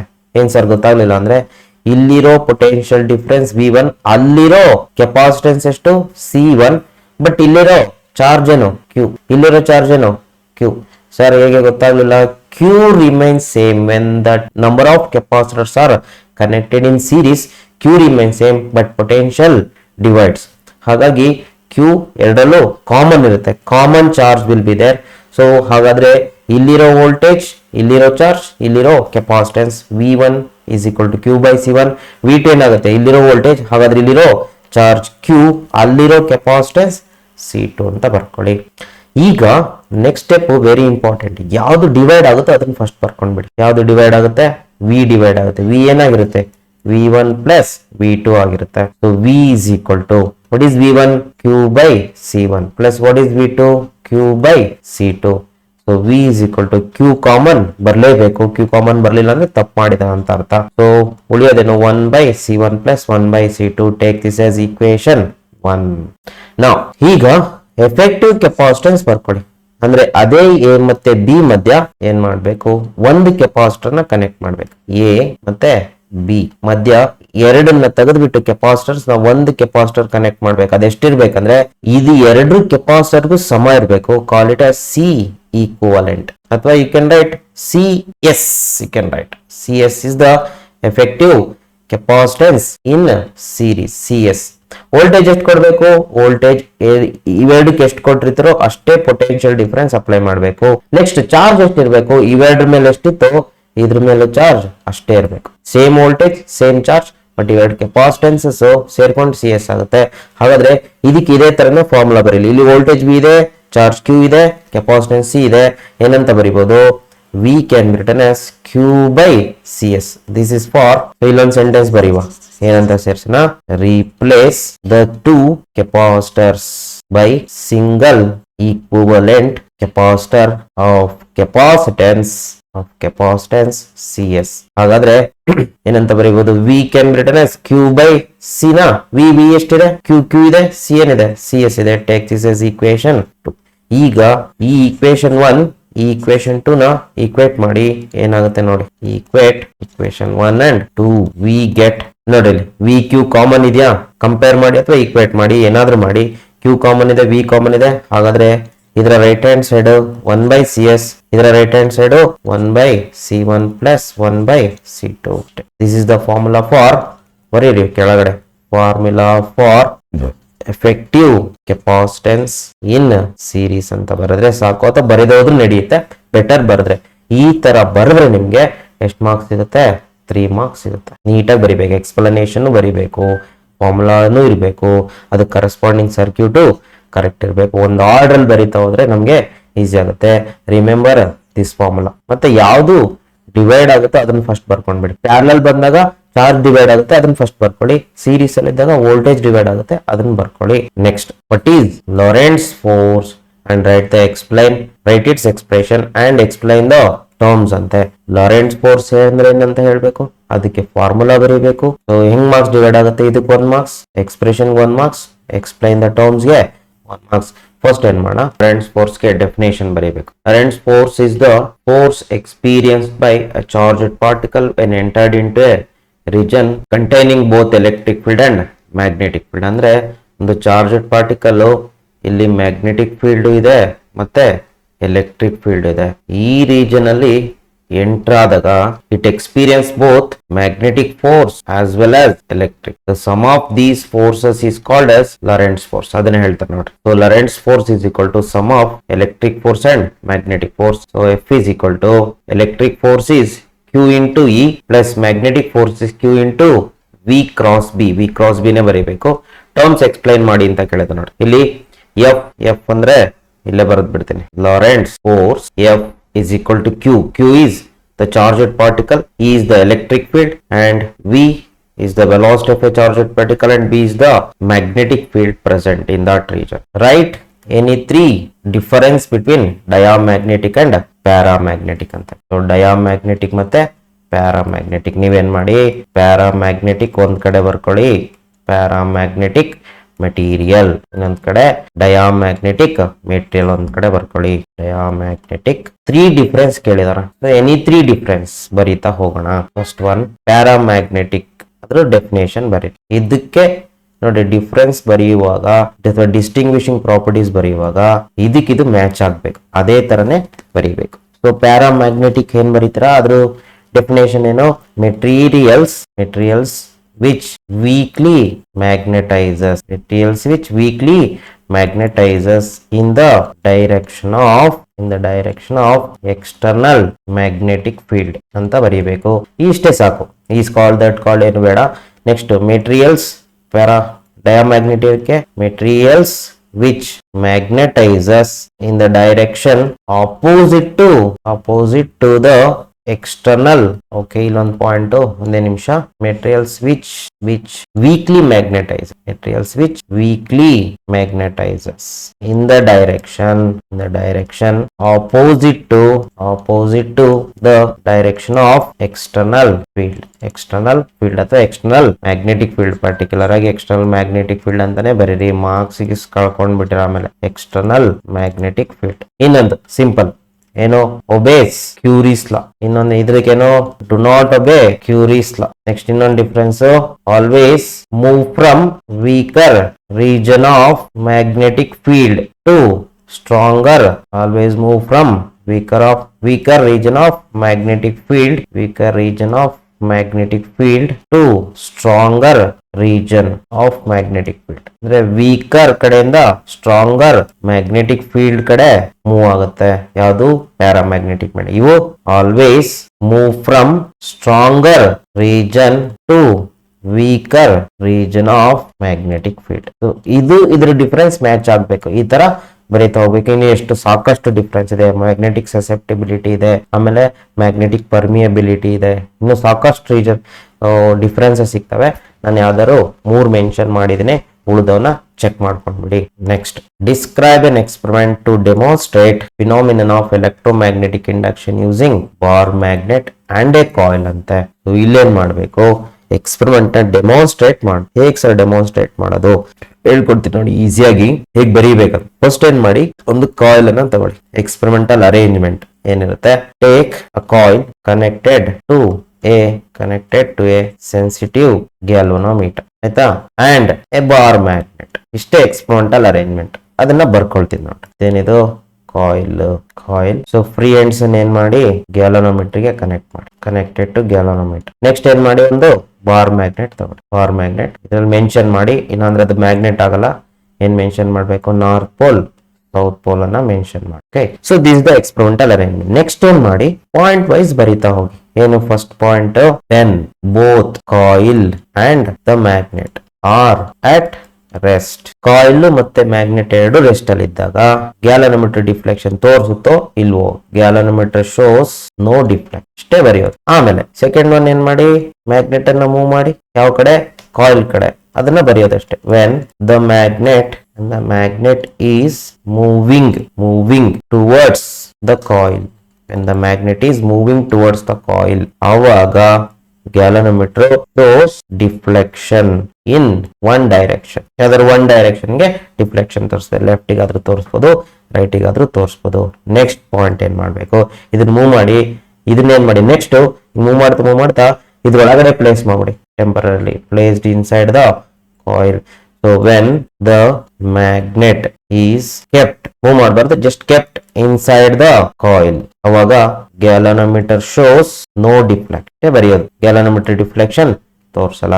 ನೆಕ್ಸ್ಟ್ ಏನು ಆಪ್ಷನ್ ನಮ್ಗೆ, ಇಲ್ಲ ಆ ಕಡೆ ತಗೊಂಡೋಗಿ, ಇಲ್ಲ ವಾಪಸ್ ಆದ್ರೂ ತಗೊಂಡ್ ಬನ್ನಿ, ವಾಪಸ್ ತಗೊಂಡ್ ಬನ್ನಿ. ಮಾರ್ಕ್ ತೋರಿಸ್ಲಾಗೆ. So when the magnet is moving away from the coil, when the magnet is moving away from the coil, ಏನಾಗುತ್ತೆ, galvanometer shows deflection in the opposite direction. ಇವಾಗ ಏನಾಗುತ್ತೆ, ಆಪೋಸಿಟ್ ಡೈರೆಕ್ಷನ್ ಅಲ್ಲಿ ಡಿಫ್ಲೆಕ್ಷನ್ ತೋರಿಸುತ್ತೆ. ಮುಂಚೆ ಯಾವ ಕಡೆ ತೋರಿಸಿತ್ತು, ಒಂದ್ ಸೈಡು, ಇವಾಗ ಅದರ ಆಪೋಸಿಟ್ ತೋರಿಸುತ್ತೆ. ಇದು ಎಕ್ಸ್ಪೆರಿಮೆಂಟಲ್ ಅಬ್ಸರ್ವೇಷನ್. ಕನ್ಕ್ಲೂಷನ್ ಏನು, what is the conclusion? Faraday ಏನ್ ಹೇಳ್ತಾರೆ ಅಂತಂದ್ರೆ, ನೀವು ಯಾವಾಗ ದೂರ ಇಡ್ತಿರೋ ಅವಾಗ ಡಿಫ್ಲೆಕ್ಷನ್ ತೋರಿಸಲ್ಲ. ಯಾಕೆಂದ್ರೆ ಇದ್ರಲ್ಲಿರೋ ಮ್ಯಾಗ್ನೆಟಿಕ್ ಫ್ಲಕ್ಸ್ ಕಾಯಿಲ್ ಜೊತೆ ಲಿಂಕ್ ಆಗಲ್ಲ, ಅದಕ್ಕೆ ಡಿಫ್ಲೆಕ್ಷನ್ ತೋರಿಸಲ್ಲ ಯಾವಾಗ ದೂರ ಇಟ್ಟಾಗ. ನೆಕ್ಸ್ಟ್ ಮ್ಯಾಗ್ನೆಟ್ ಅನ್ನ ಕಾಯಿಲ್ ಕಡೆ ಮೂವ್ ಮಾಡ್ತಾ ಹೋದಾಗ ಲಿಂಕಿಂಗ್ ಆಗುತ್ತೆ, ಬಟ್ ಹತ್ರ ಹೋದಂಗೆ magnetic flux linked with the coil increases, ಅವಾಗ ನಮಗೆ ಗ್ಯಾಲನೋಮೀಟರ್ ಶೋಸ್ ಡಿಫ್ಲೆಕ್ಷನ್ ಮೂವಿಂಗ್ ಇದ್ದಾಗ. Next when you place the magnet inside the coil, ಅವಾಗ ಡಿಫ್ಲೆಕ್ಷನ್ ತೋರಿಸಲ್ಲ. ಯಾಕೆಂದ್ರೆ magnetic flux linked with the coil ಇದ್ರೂ ಕೂಡ ಫ್ಲಕ್ಸ್ ಲಿಂಕಿಂಗ್ ಏನಾಗುತ್ತೆ, ಕಾನ್ಸ್ಟೆಂಟ್ ಆಗುತ್ತೆ, ಅವಾಗ ನಮಗೆ ಡಿಫ್ಲೆಕ್ಷನ್ ತೋರಿಸಲ್ಲ. ನೆಕ್ಸ್ಟ್ ಏನ್ ಮಾಡ್ತಾರೆ, ಫೋರ್ತ್ ಸ್ಟೆಪ್ ಅಲ್ಲಿ, when the magnet is moving away from the coil, ಅವಾಗ ಮ್ಯಾಗ್ನೆಟಿಕ್ ಫ್ಲಕ್ಸ್ ಲಿಂಕಿಂಗ್ ಏನಾಗ್ತಾ ಹೋಗುತ್ತೆ, ಕಡಿಮೆ ಆಗ್ತಾ ಹೋಗುತ್ತೆ, ಅವಾಗ್ಲೂ ನಮ್ಗೆ ಡಿಫ್ಲೆಕ್ಷನ್ ತೋರಿಸುತ್ತೆ.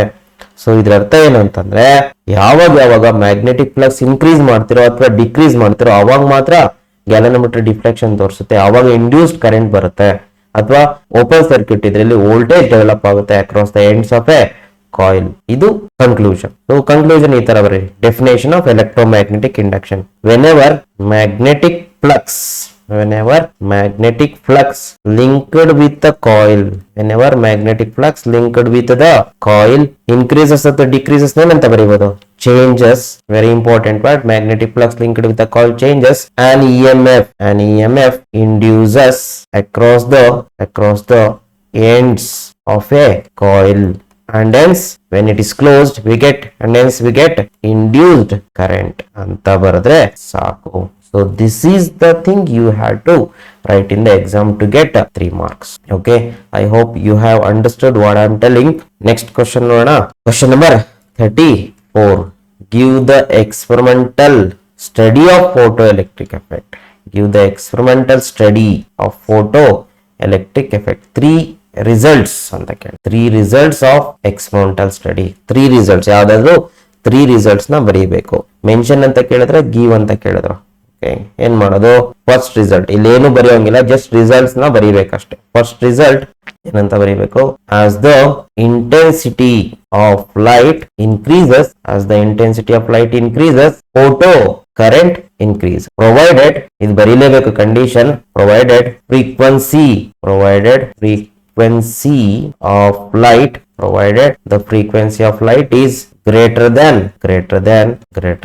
threshold frequency, and keeping accelerating potential constant ಅಂತ ಬರೀಬೇಕು. ಬೇಕಾದ್ರೆ ನೀವೇನ್ ಬರೀಬಹುದು, ಗ್ರಾಫ್ ನು ಬರೀಬಹುದು. ಏನ್ ಗ್ರಾಫ್, ಇದು intensity, IP is the photo current, ಏನಾಗುತ್ತೆ 0 ಇಂದನೇ ಸ್ಟಾರ್ಟ್ ಆಗುತ್ತೆ, right like this, increases like this. Next ಎರಡನೇದು, as the frequency increases kinetic energy of photoelectrons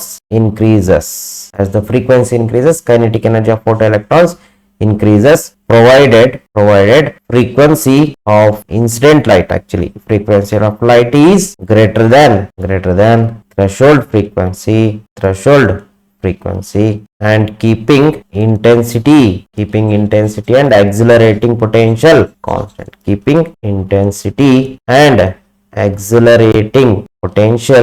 accelerating potential constant ತಾನೇ ಬರೀಬೇಕು. ಸೊ ಗ್ರಾಫ್ ಬರೆಯೋದ್ರೆ ಹೆಂಗ್ ಕಾಣುತ್ತೆ ನಮ್ಗದು, ಗ್ರಾಫು ಈ ತರ ಬರುತ್ತೆ. ಈ ಕಡೆ ಏನ್ ತಗೊಳ್ಳಿ, ಫ್ರೀಕ್ವೆನ್ಸಿ, ಈ ಕಡೆ kinetic energy which is maximum kinetic energy. So graph will be like this. ಇದೇನಿದು ಥ್ರೆಶೋಲ್ಡ್ ಫ್ರೀಕ್ವೆನ್ಸಿ ನೀವು ನೋಡಿರುತ್ತೆ, 0 ಇಂದ ಸ್ಟಾರ್ಟ್ ಆಗಲ್ಲ ಇದು, because we need minimum frequency, not minimum intensity. Next third result ಏನಂತ ಬರೆಯೋದು, process is instantaneous. process is instantaneous ಅಂದ್ರೆ within no time ಏನಾಗುತ್ತೆ, process ಆಗೋಗ್ತದೆ. process is instantaneous ಅಂತ ಬರೀರಿ. ಇಲ್ಲ ಅಂದ್ರೆ ಇನ್ನೊಂದು ಬರಿಬಹುದು, ಏನಂತ ಬರಿಬಹುದು, ಸ್ಟಾಪಿಂಗ್ ವೋಲ್ಟೇಜ್ ಬರಿಬಹುದು. It is the negative potential of anode in which photo current becomes 0. ಈ ತರ ಬರಿಬಹುದು. ಯಾಕೆಂದ್ರೆ 3 marks ಕೇಳಿರೋದ್ರಿಂದ I think it is enough. Next question. Write the postulates of Bohr's atomic model. Write the 3 postulates. ಇರೋದೇ 3. ಹಾಗಾಗಿ write any 3 ಕೇಳಿ, write the 3 postulates of Bohr's atomic model.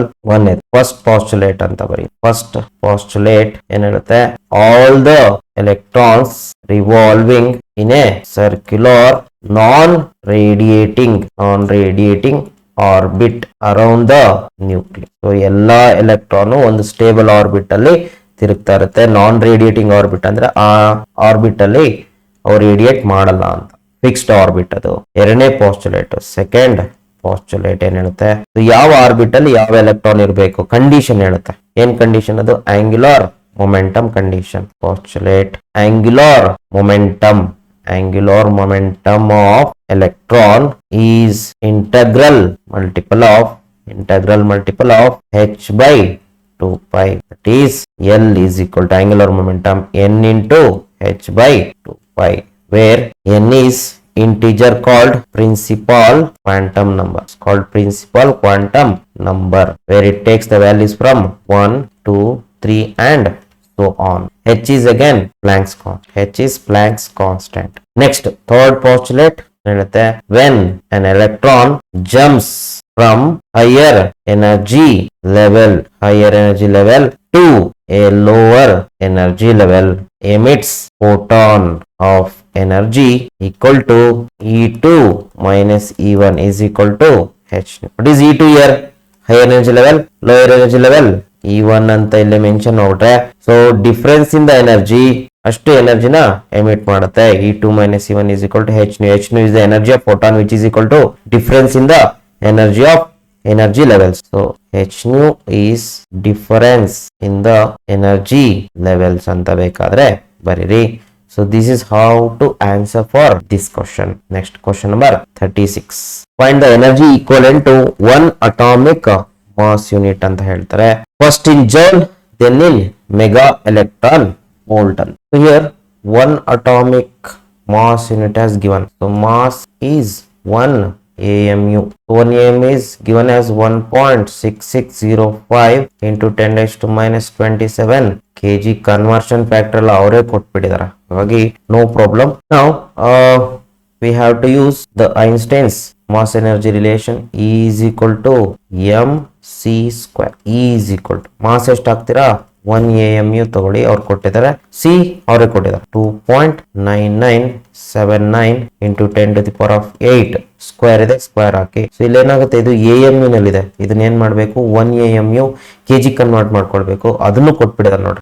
1.6605 into 10 raised to minus 27 kg into 2.9979 into 10 raised to 8 whole square. So ನಿಮ್ಗೆ ಇದನ್ನ calculate ಮಾಡಿದ್ರೆ 1.6605 into 2.9979 square ಮಾಡಿದ್ರೆ ನಿಮ್ಗೆ you're going to get around 14.923 ಬರುತ್ತೆ into 10 to the power of minus 11 joule ಅಲ್ಲಿ ಬರುತ್ತೆ. ಇದನ್ನ correct ಆಗಿ ಮೆನ್ಷನ್ ಮಾಡಿ, ಯಾಕೆ ಗೊತ್ತಾ, ಅವರು ಪರ್ಟಿಕ್ಯುಲರ್ ಆಗಿ ಜೌಲ್ ಅಲ್ಲಿ ಫಸ್ಟ್ ಕ್ಯಾಲ್ಕುಲೇಟ್ ಮಾಡಿ ಅಂತ ಹೇಳಿದ್ರೆ. ಸೊ ಜೌಲ್ ನೋಡ್ರಿ, joule. Then mega electron volt ಅಲ್ಲಿ ಏನ್ ಮಾಡ್ರಿ, ಎಲೆಕ್ಟ್ರಾನ್ ವೋಲ್ಟ್ ಹೆಂಗ್ ಕನ್ವರ್ಟ್ ಮಾಡ್ತೀರಾ, 14.923 into 10 raised to minus 11 divided by charge value ಇಂದ ಡಿವೈಡ್ ಮಾಡಿ. ಏನಿದೆ charge value 1.602 into 10 raised to minus 19 coulomb. ಇದೆಷ್ಟು ಬರುತ್ತೆ ಅಂತಂದ್ರೆ comes out to be 9.315 into 10 to the power of 8 ಬರುತ್ತೆ. ಎಲೆಕ್ಟ್ರಾನ್ ವೋಲ್ಟ್ಗೆ ಕನ್ವರ್ಟ್ ಆಗೋಯ್ತು. ಇದನ್ನ ನೀವು ಶಿಫ್ಟ್ ಮಾಡಿ ಬರಿಬೇಕು. E is equal to 931.5 into 10 raised to, ಇಲ್ಲಿ ಶಿಫ್ಟ್ ಮಾಡಿದಾಗ ಇದೇನಾಗುತ್ತೆ, 6 ಆಗುತ್ತೆ, 6 electron volt. So E is equal to 931.5. ಇದನ್ನೇನಂತ ಬರೀಬಹುದು, ಮೆಗಾ ಅಂತ ಬರೀಬಹುದು. Mega electron volt. This is the value of energy which is equivalent to 1 atomic mass unit. Next, okay, for D, fifth main, answer any 3 of the following questions. 3 questions na answer ಮಾಡಬೇಕು. ಒಂದು 5 marks ಇರುತ್ತೆ, total 15 marks ಇರುತ್ತೆ. Only 3 questions we have to answer. Question number 37 ಎಲ್ಲವನ್ನು discuss ಮಾಡ್ತೀನಿ, ನಿಮ್ಗೆ ಯಾವ್ದು comfortable ಆಗಿರುತ್ತೋ ಅದಕ್ಕೆ answer ಮಾಡಿ. That's it. ನಾವು ಕ್ವಶನ್ ಏನ್ ಕೇಳ್ತಾರೆ, ಡಿರೈವೇಶನ್ ಟೈಪ್ ಕ್ವಶನ್ಸ್ ಇರುತ್ತೆ ಇದರಲ್ಲಿ. Derive an expression for electric field at a point on the axis of an electric dipole ಅಂತೆ. ಸೊ ಡಿರೈವೇಶನ್ ಮಾಡುವಾಗ ಯಾವಾಗ್ಲೂ ಅಷ್ಟೇ ಲಾಸ್ಟ್ ಇಂದ ಓದ್ತಾ ಬನ್ನಿ, ಅದಕ್ಕೆ ಎಕ್ಸ್ಪ್ಲನೇಷನ್ ಬರೀತಾ ಬನ್ನಿ. ನಿಮ್ಗೆ ಎಕ್ಸ್ಪ್ಲನೇಷನ್ ಸ್ಟಾರ್ಟಿಂಗ್ಗೆ ಬರೆಯಕ್ ಬರ್ಲಿಲ್ಲ ಅಂದ್ರೆ ಏನ್ ಮಾಡ್ರಿ, ಲಾಸ್ಟಿಗೆ ಬರೀರಿ, ಏನು ಪ್ರಾಬ್ಲಮ್ ಇಲ್ಲ, ಸ್ಪೇಸ್ ಬಿಟ್ಕೊಳ್ಳಿ. ನಾನೇನ್ ಮಾಡ್ತೀನಿ ನೋಡ್ರಿ, ಹಿಂಗ್ ಬರ್ತೀನಿ. ಎಲೆಕ್ಟ್ರಿಕ್ ಡೈಪೋಲ್ ಏನಂತ ಬರ್ಕೊಳ್ಳೋಣ, consider an electric dipole, consider an electric dipole. ಅದಕ್ಕೆ ಚಿತ್ರ ಬರ್ಕೊಂಡ್ಬಿಡ್ತೀನಿ ನೋಡ್ರಿ ಫಸ್ಟ್. ಪ್ಲಸ್ ಕ್ಯೂ, ಆಮೇಲೆ minus Q, separation separated by small distance ಎಷ್ಟು ತಗೊಳ್ಳೋಣ, 2l ಇಟ್ಕೊಳ್ಳೋಣ. ನಿಮ್ NCERT ಬುಕ್ 2a ಕೊಟ್ಟಿರ, 2a ಇಟ್ಕೊಳ್ಳಿ, ನನ್ಗೆ ಏನ್ ಬೇಜಾರಿಲ್ಲ. 2a ಬಹಳ ಇಂಪಾರ್ಟೆಂಟ್ ಇಲ್ಲಿ. 2a ಎಲ್ಲಿಂದ ಅಲ್ಲಿಗೆ ಡಿಸ್ಟೆನ್ಸ್, ಕರೆಕ್ಟ್ ಡಿಸ್ಟೆನ್ಸ್ ಬರೀಬೇಕು. ಅದು ಸ್ಕೇಲ್ ತಗೊಂಡ್ ಬರೀರಿ, ನಾನು ಇಲ್ಲಿ ಬರೀತಿದ್ದೀನಿ. You have to use scale. Master use ಮಾಡಲಿಲ್ಲ, ನಾವ್ ಯಾಕೆ ಯೂಸ್ ಮಾಡಬಾರ್ದು ಹೇಳ್ಬಾರ್ದು. Total distance 2a. So mid point mark ಮಾಡ್ಕೊಂಡ್ಬಿಟ್ರಿ ಬೇಕು. ಮಿಡ್ ಪಾಯಿಂಟ್ ಏನು O. ಇವೆರಡು ಬೇಕಾದ್ರೆ ಚಾರ್ಜಸ್ ನ ಮೆನ್ಷನ್ ಮಾಡ್ಕೊಳ್ಳಿ, A B. ಇದು electric dipole, consider an electric dipole. ಇದರಲ್ಲಿ ಏನೇನಿದೆ ಬರ್ಕೊಂಡ್ಬಿಡ್ತೀನಿ ನೋಡ್ರಿ. Plus Q and minus Q, plus Q and minus Q. ಇವೆರಡು ಏನು ಚಾರ್ಜಸ್ ಅಷ್ಟೇ ಬರೆದ್ರೆ ಸಾಕು. Charges at A and B respectively. ಅವುಗಳ ಪೊಸಿಷನ್ಸ್ ಬರ್ಕೊಂಡಿದ್ದೀನಿ, ಬರೆದ್ರೆ ನಡೆಯುತ್ತೆ. ನೆಕ್ಸ್ಟ್ 2a ಏನಿದು, ಲೆಂತ್ ಆಫ್ ಡೈಪೋಲ್ ಅಂತ ಬರೆದ್ರೆ ಸಾಕು. ಆಮೇಲೆ ವೆರಿ ವೆರಿ ವೆರಿ ಇಂಪಾರ್ಟೆಂಟ್, ಯಾವುದೇ ಡೈಪೋಲ್ ತಗೊಂಡಾಗ್ಲು ಫಸ್ಟ್ ಏನ್ ಮಾಡ್ಬೇಕು, ಡೈಪೋಲ್ ಮೊಮೆಂಟ್ ಬರ್ಕೊಬೇಕು. Dipole moment P is equal to any one of the charge and length of dipole. Q into 2a is the dipole moment. Dipole moment magnitude ಬರ್ಕೊಂಡ್ರಿ, ಅದ್ರ ಜೊತೆಗೆ ಇಲ್ಲಿ direction ಬರ್ಕೊಂಬಿಡೋಣ. Dipole moment direction ಯಾವ ಕಡೆ ಇರುತ್ತೆ, ಯಾವಾಗಲೂ from negative to positive, ಈ ಕಡೆ ಇರುತ್ತೆ ಡೈಪೋಲ್ ಮೊಮೆಂಟ್ ನ direction. This is the direction of P ಎಲ್ಲಾರ ಸ್ಮಾಲ್ ಬರ್ಕೊಳ್ಳೋಣ P. ಓಕೆ, ನಾವು ಅಲಾಂಗ್ ಇಲ್ಲಿ ಬೇಕಾದ್ರೆ ಬರೀರಿ, ಇಲ್ಲಿ ಬರೀದ್ರೆ ನಡೆಯುತ್ತೆ. ಸೊ ಅಲಾಂಗ್ BA ಅಂದ್ರೆ B ಇಂದ A ಕಡೆಗೆ ಅಂತ ಅರ್ಥ, ಹೌದಾ? ಈ ತರ ಬರೆದ್ರೆ ಸಾಕು, ಇಲ್ಲೇನ್ ಬರೆಯೋ ಅವಶ್ಯಕತೆ ಇಲ್ಲ. ನೆಕ್ಸ್ಟ್ ಏನ್ ಮಾಡ್ಬೇಕಂತೆ, ಆಕ್ಸಿಸ್ ಬರ್ಕೊಳ್ಬೇಕಂತ. ಎಲೆಕ್ಟ್ರಿಕ್ ಡೈಪೋಲ್ ಅಂತ ಬಂದಿದ ತಕ್ಷಣ ಇಷ್ಟನ್ನು ಬರ್ಕೊಳ್ಬೇಕು. ಆಮೇಲೆ ಏನ್ ಮಾಡ್ಬೇಕು, come to this point, axis ಬರ್ಕೊಳ್ಳಿ. ಹೆಂಗ್ ಸರ್ ಆಕ್ಸಿಸ್ ಬರ್ಕೊಳ್ಳೋದು, ಹೆಂಗ್ ಬರ್ಕೊಂತೀರಾ, ಈ ಎರಡು ಚಾರ್ಜ್ ಜಾಯಿನ್ ಮಾಡೋ ಲೈನೇ axis. This is the axis of dipole. ಬರ್ಕೊಂಡೆ, ಆಕ್ಸಿಸ್ ಆಫ್ ಡೈಪೋಲ್ ಬರ್ಕೊಂಡೆ ಅವ್ರು ಹೇಳ್ದಂಗೆ. ನೆಕ್ಸ್ಟ್ ಏನ್ ಮಾಡಿ, ಪಾಯಿಂಟ್ ತಗೊಳ್ಳಿ, ಅದ್ರ ಮೇಲೆ ಆಕ್ಸಿಸ್ ಮೇಲೆ ಪಾಯಿಂಟ್ ತಗೊಳ್ಳಿ. ಕನ್ನಡದಲ್ಲಿ ಉಲ್ಟಾ ಬರಬೇಕು. ಪಾಯಿಂಟ್ ತಗೊಳ್ಳೋಣ ಎಲ್ಲಿ somewhere on the P. So P ತಗೊಂಡಿದ ತಕ್ಷಣ ಏನ್ ಮಾಡ್ಬೇಕು, P ಎಲ್ಲಿದೆ ಅಂತ ಹೇಳ್ಬೇಕು. ಎಕ್ಸಾಕ್ಟ್ಲಿ ಎಲ್ಲಿದೆ ಅಂತ ಹೇಳ್ಬೇಕು. Location of P ಕಂಡಿಡ್ಕೊಳ್ಬೇಕು. ಇಲ್ಲೇನ್ ಮಾಡ್ತೀವಿ, P ತಗೊಂಡಲ್ಲ ಪಾಯಿಂಟ್, P ಎಲ್ಲಿದೆ ಗೊತ್ತಾ, ಆಕ್ಚುಲಿ ಇಷ್ಟು ದೂರದಲ್ಲಿದೆ ಅಂತ ಲೊಕೇಟ್ ಮಾಡ್ಬೇಕು. ನೀವು ಬರೆಯುವಾಗ ಕರೆಕ್ಟ್ ಆಗಿ ಬರೀದ್ರೆ ಸರಿ, ಇಲ್ಲ ಅಂದ್ರೆ ಡಿಸ್ಟೆನ್ಸ್ ಗಳು ಮಾರ್ಕ್ಸ್ ಕಟ್ ಮಾಡ್ಬಿಡ್ತಾರೆ. 6 ದೂರದಲ್ಲಿದೆ ಏನು P, ಅದನ್ನ ಬರೀರಿ P. ಇದಕ್ಕೆ ಬೇಕಾದ್ರೆ ಆರೋ ಮಾರ್ಕ್ ಹಾಕಿ, ಸಮಸ್ಯೆ ಇಲ್ಲ. ಇಲ್ಲಿ P ಕನ್ಫ್ಯೂಸ್ ಆಗಬಾರದು. P is A point on the axis of A dipole at A distance R. ಎಲ್ಲಿಂದ, from the centre of dipole. Centre ಇಂದ, ಎಕ್ಸಾಕ್ಟ್ ಸೆಂಟರ್ ಇಂದ ಇರಬೇಕು, 6 ದೂರದಲ್ಲಿದೆ. ಈಗ ಇನ್ನೊಂದು ಏನ್ ಮಾಡ್ಕೊಳ್ಬೇಕಂದ್ರೆ, ಇದು ಟೋಟಲ್ 2a ಇದ್ರೆ ಇಲ್ಲಿಂದ ಇಲ್ಲಿಗೆ ಎಷ್ಟಿರುತ್ತೆ, A ಇರುತ್ತೆ. ಇಲ್ಲಿಂದ ಇಲ್ಲಿಗೂ A ಇರುತ್ತೆ. ಕ್ಲಮ್ಸಿ ಮಾಡ್ಬಿಡ್ರಿ ಡಯಾಗ್ರಾಮ್, ಇಲ್ಲ 2a ತೆಗೆದು ಬಿಡ್ರಿ ಹೇಳ್ತೀವಿ. ಇಲ್ಲಿಂದ ಇಲ್ಲಿಗೆ ಬರ್ಕೊಳ್ಳಿ ಬೇಕದು. R ಅನ್ನೋದು ತುಂಬಾ ಇಂಪಾರ್ಟೆಂಟ್. ಸೆಂಟರ್ ಇಂದ ಪಾಯಿಂಟ್ P ಗಿರೋ ದೂರ. P ಪಾಯಿಂಟ್ ಆಯ್ತಾ ನೋಡಿ, ಇಲ್ಲಿದೆ ಬರ್ಕೊಂತ ಹೋಗ್ತೀನಿ. ಫಸ್ಟ್ ಎಲೆಕ್ಟ್ರಿಕ್ ಡೈಪೋಲ್ ತಗೊಂಡೆ, ಆಮೇಲೆ ಆಕ್ಸಿಸ್ ತಗೊಂಡೆ, ಆಮೇಲೆ ಆಕ್ಸಿಸ್ ಮೇಲೆ ಪಾಯಿಂಟ್ ತಗೊಂಡೆ. ಆ ಪಾಯಿಂಟ್ ಅಲ್ಲಿ ಏನ್ ಮಾಡ್ಬೇಕಂತೆ, ಎಲೆಕ್ಟ್ರಿಕ್ ಫೀಲ್ಡ್ ಅನ್ನ ಕಂಡುಹಿಡಿಬೇಕು ಈ point. Okay, let us find out the electric field at that point. So before that O ಅಂದ್ರೆ ಏನಿಲ್ಲ, O is the from the center of the dipole. ಇಲ್ಲ ಬರ್ಬೇಡ, from the center of the dipole O is the center. ಇಲ್ಲೇ ಆಗೋಗ್ತದೆ ನಮ್ಗೆ, ಮತ್ತೆ explanation ಬರೆಯೋದಿರಲ್ಲ. Next important part, electric field ಅನ್ನ ಕಂಡುಹಿಡಿಯೋದು. ಎಷ್ಟು ಚಾರ್ಜ್ ಇದೆ? 2 ಚಾರ್ಜ್ ಇದೆ. 2 ಚಾರ್ಜ್ ಇದ್ರೆ 2 ಎಲೆಕ್ಟ್ರಿಕ್ ಫೀಲ್ಡ್ ಬರುತ್ತೆ. ಫಸ್ಟ್ ಏನ್ ಮಾಡಿ, ಪ್ಲಸ್ ಕ್ಯೂದು ಎಲೆಕ್ಟ್ರಿಕ್ ಫೀಲ್ಡ್ ಕಂಡುಹಿಡಿ ಪಿ ಹತ್ರ, ಆಮೇಲೆ ಮೈನಸ್ ಕ್ಯೂದು ಕಂಡುಹಿಡಿರಿ. ಯಾವ್ದು ಬೇಕಾದ್ರೂ ತಗೊಳ್ಬಹುದು. ಓಕೆ, ನಾವು ಎಲೆಕ್ಟ್ರಿಕ್ ಫೀಲ್ಡ್ ಎಲ್ಲಿ ಅಟ್ ಪಿ ಡ್ಯೂ ಟು ಯಾವ ತಗೊಳ್ಳೋಣ, ಪ್ಲಸ್ ಕ್ಯೂ ತಗೊಳ್ಳೋಣ. Yes, due to plus Q. What is the formula for electric field due to a point charge? E1 ಅಂತ ಇಟ್ಕೊಳ್ಳಿ. ಎಲೆಕ್ಟ್ರಿಕ್ ಫೀಲ್ಡ್ ಇದ್ರದ್ದು E1 due to a point charge ಏನು 1/4πε0 Q by distance square. ಅಲ್ಲಿಂದ ಅಲ್ಲಿ ಎಷ್ಟಿದೆ distance? A ಇದ್ರದ್ದು electric field P ಹತ್ರ ಎಲ್ಲಿಂದ ಅಲ್ಲಿಗಿದೆ?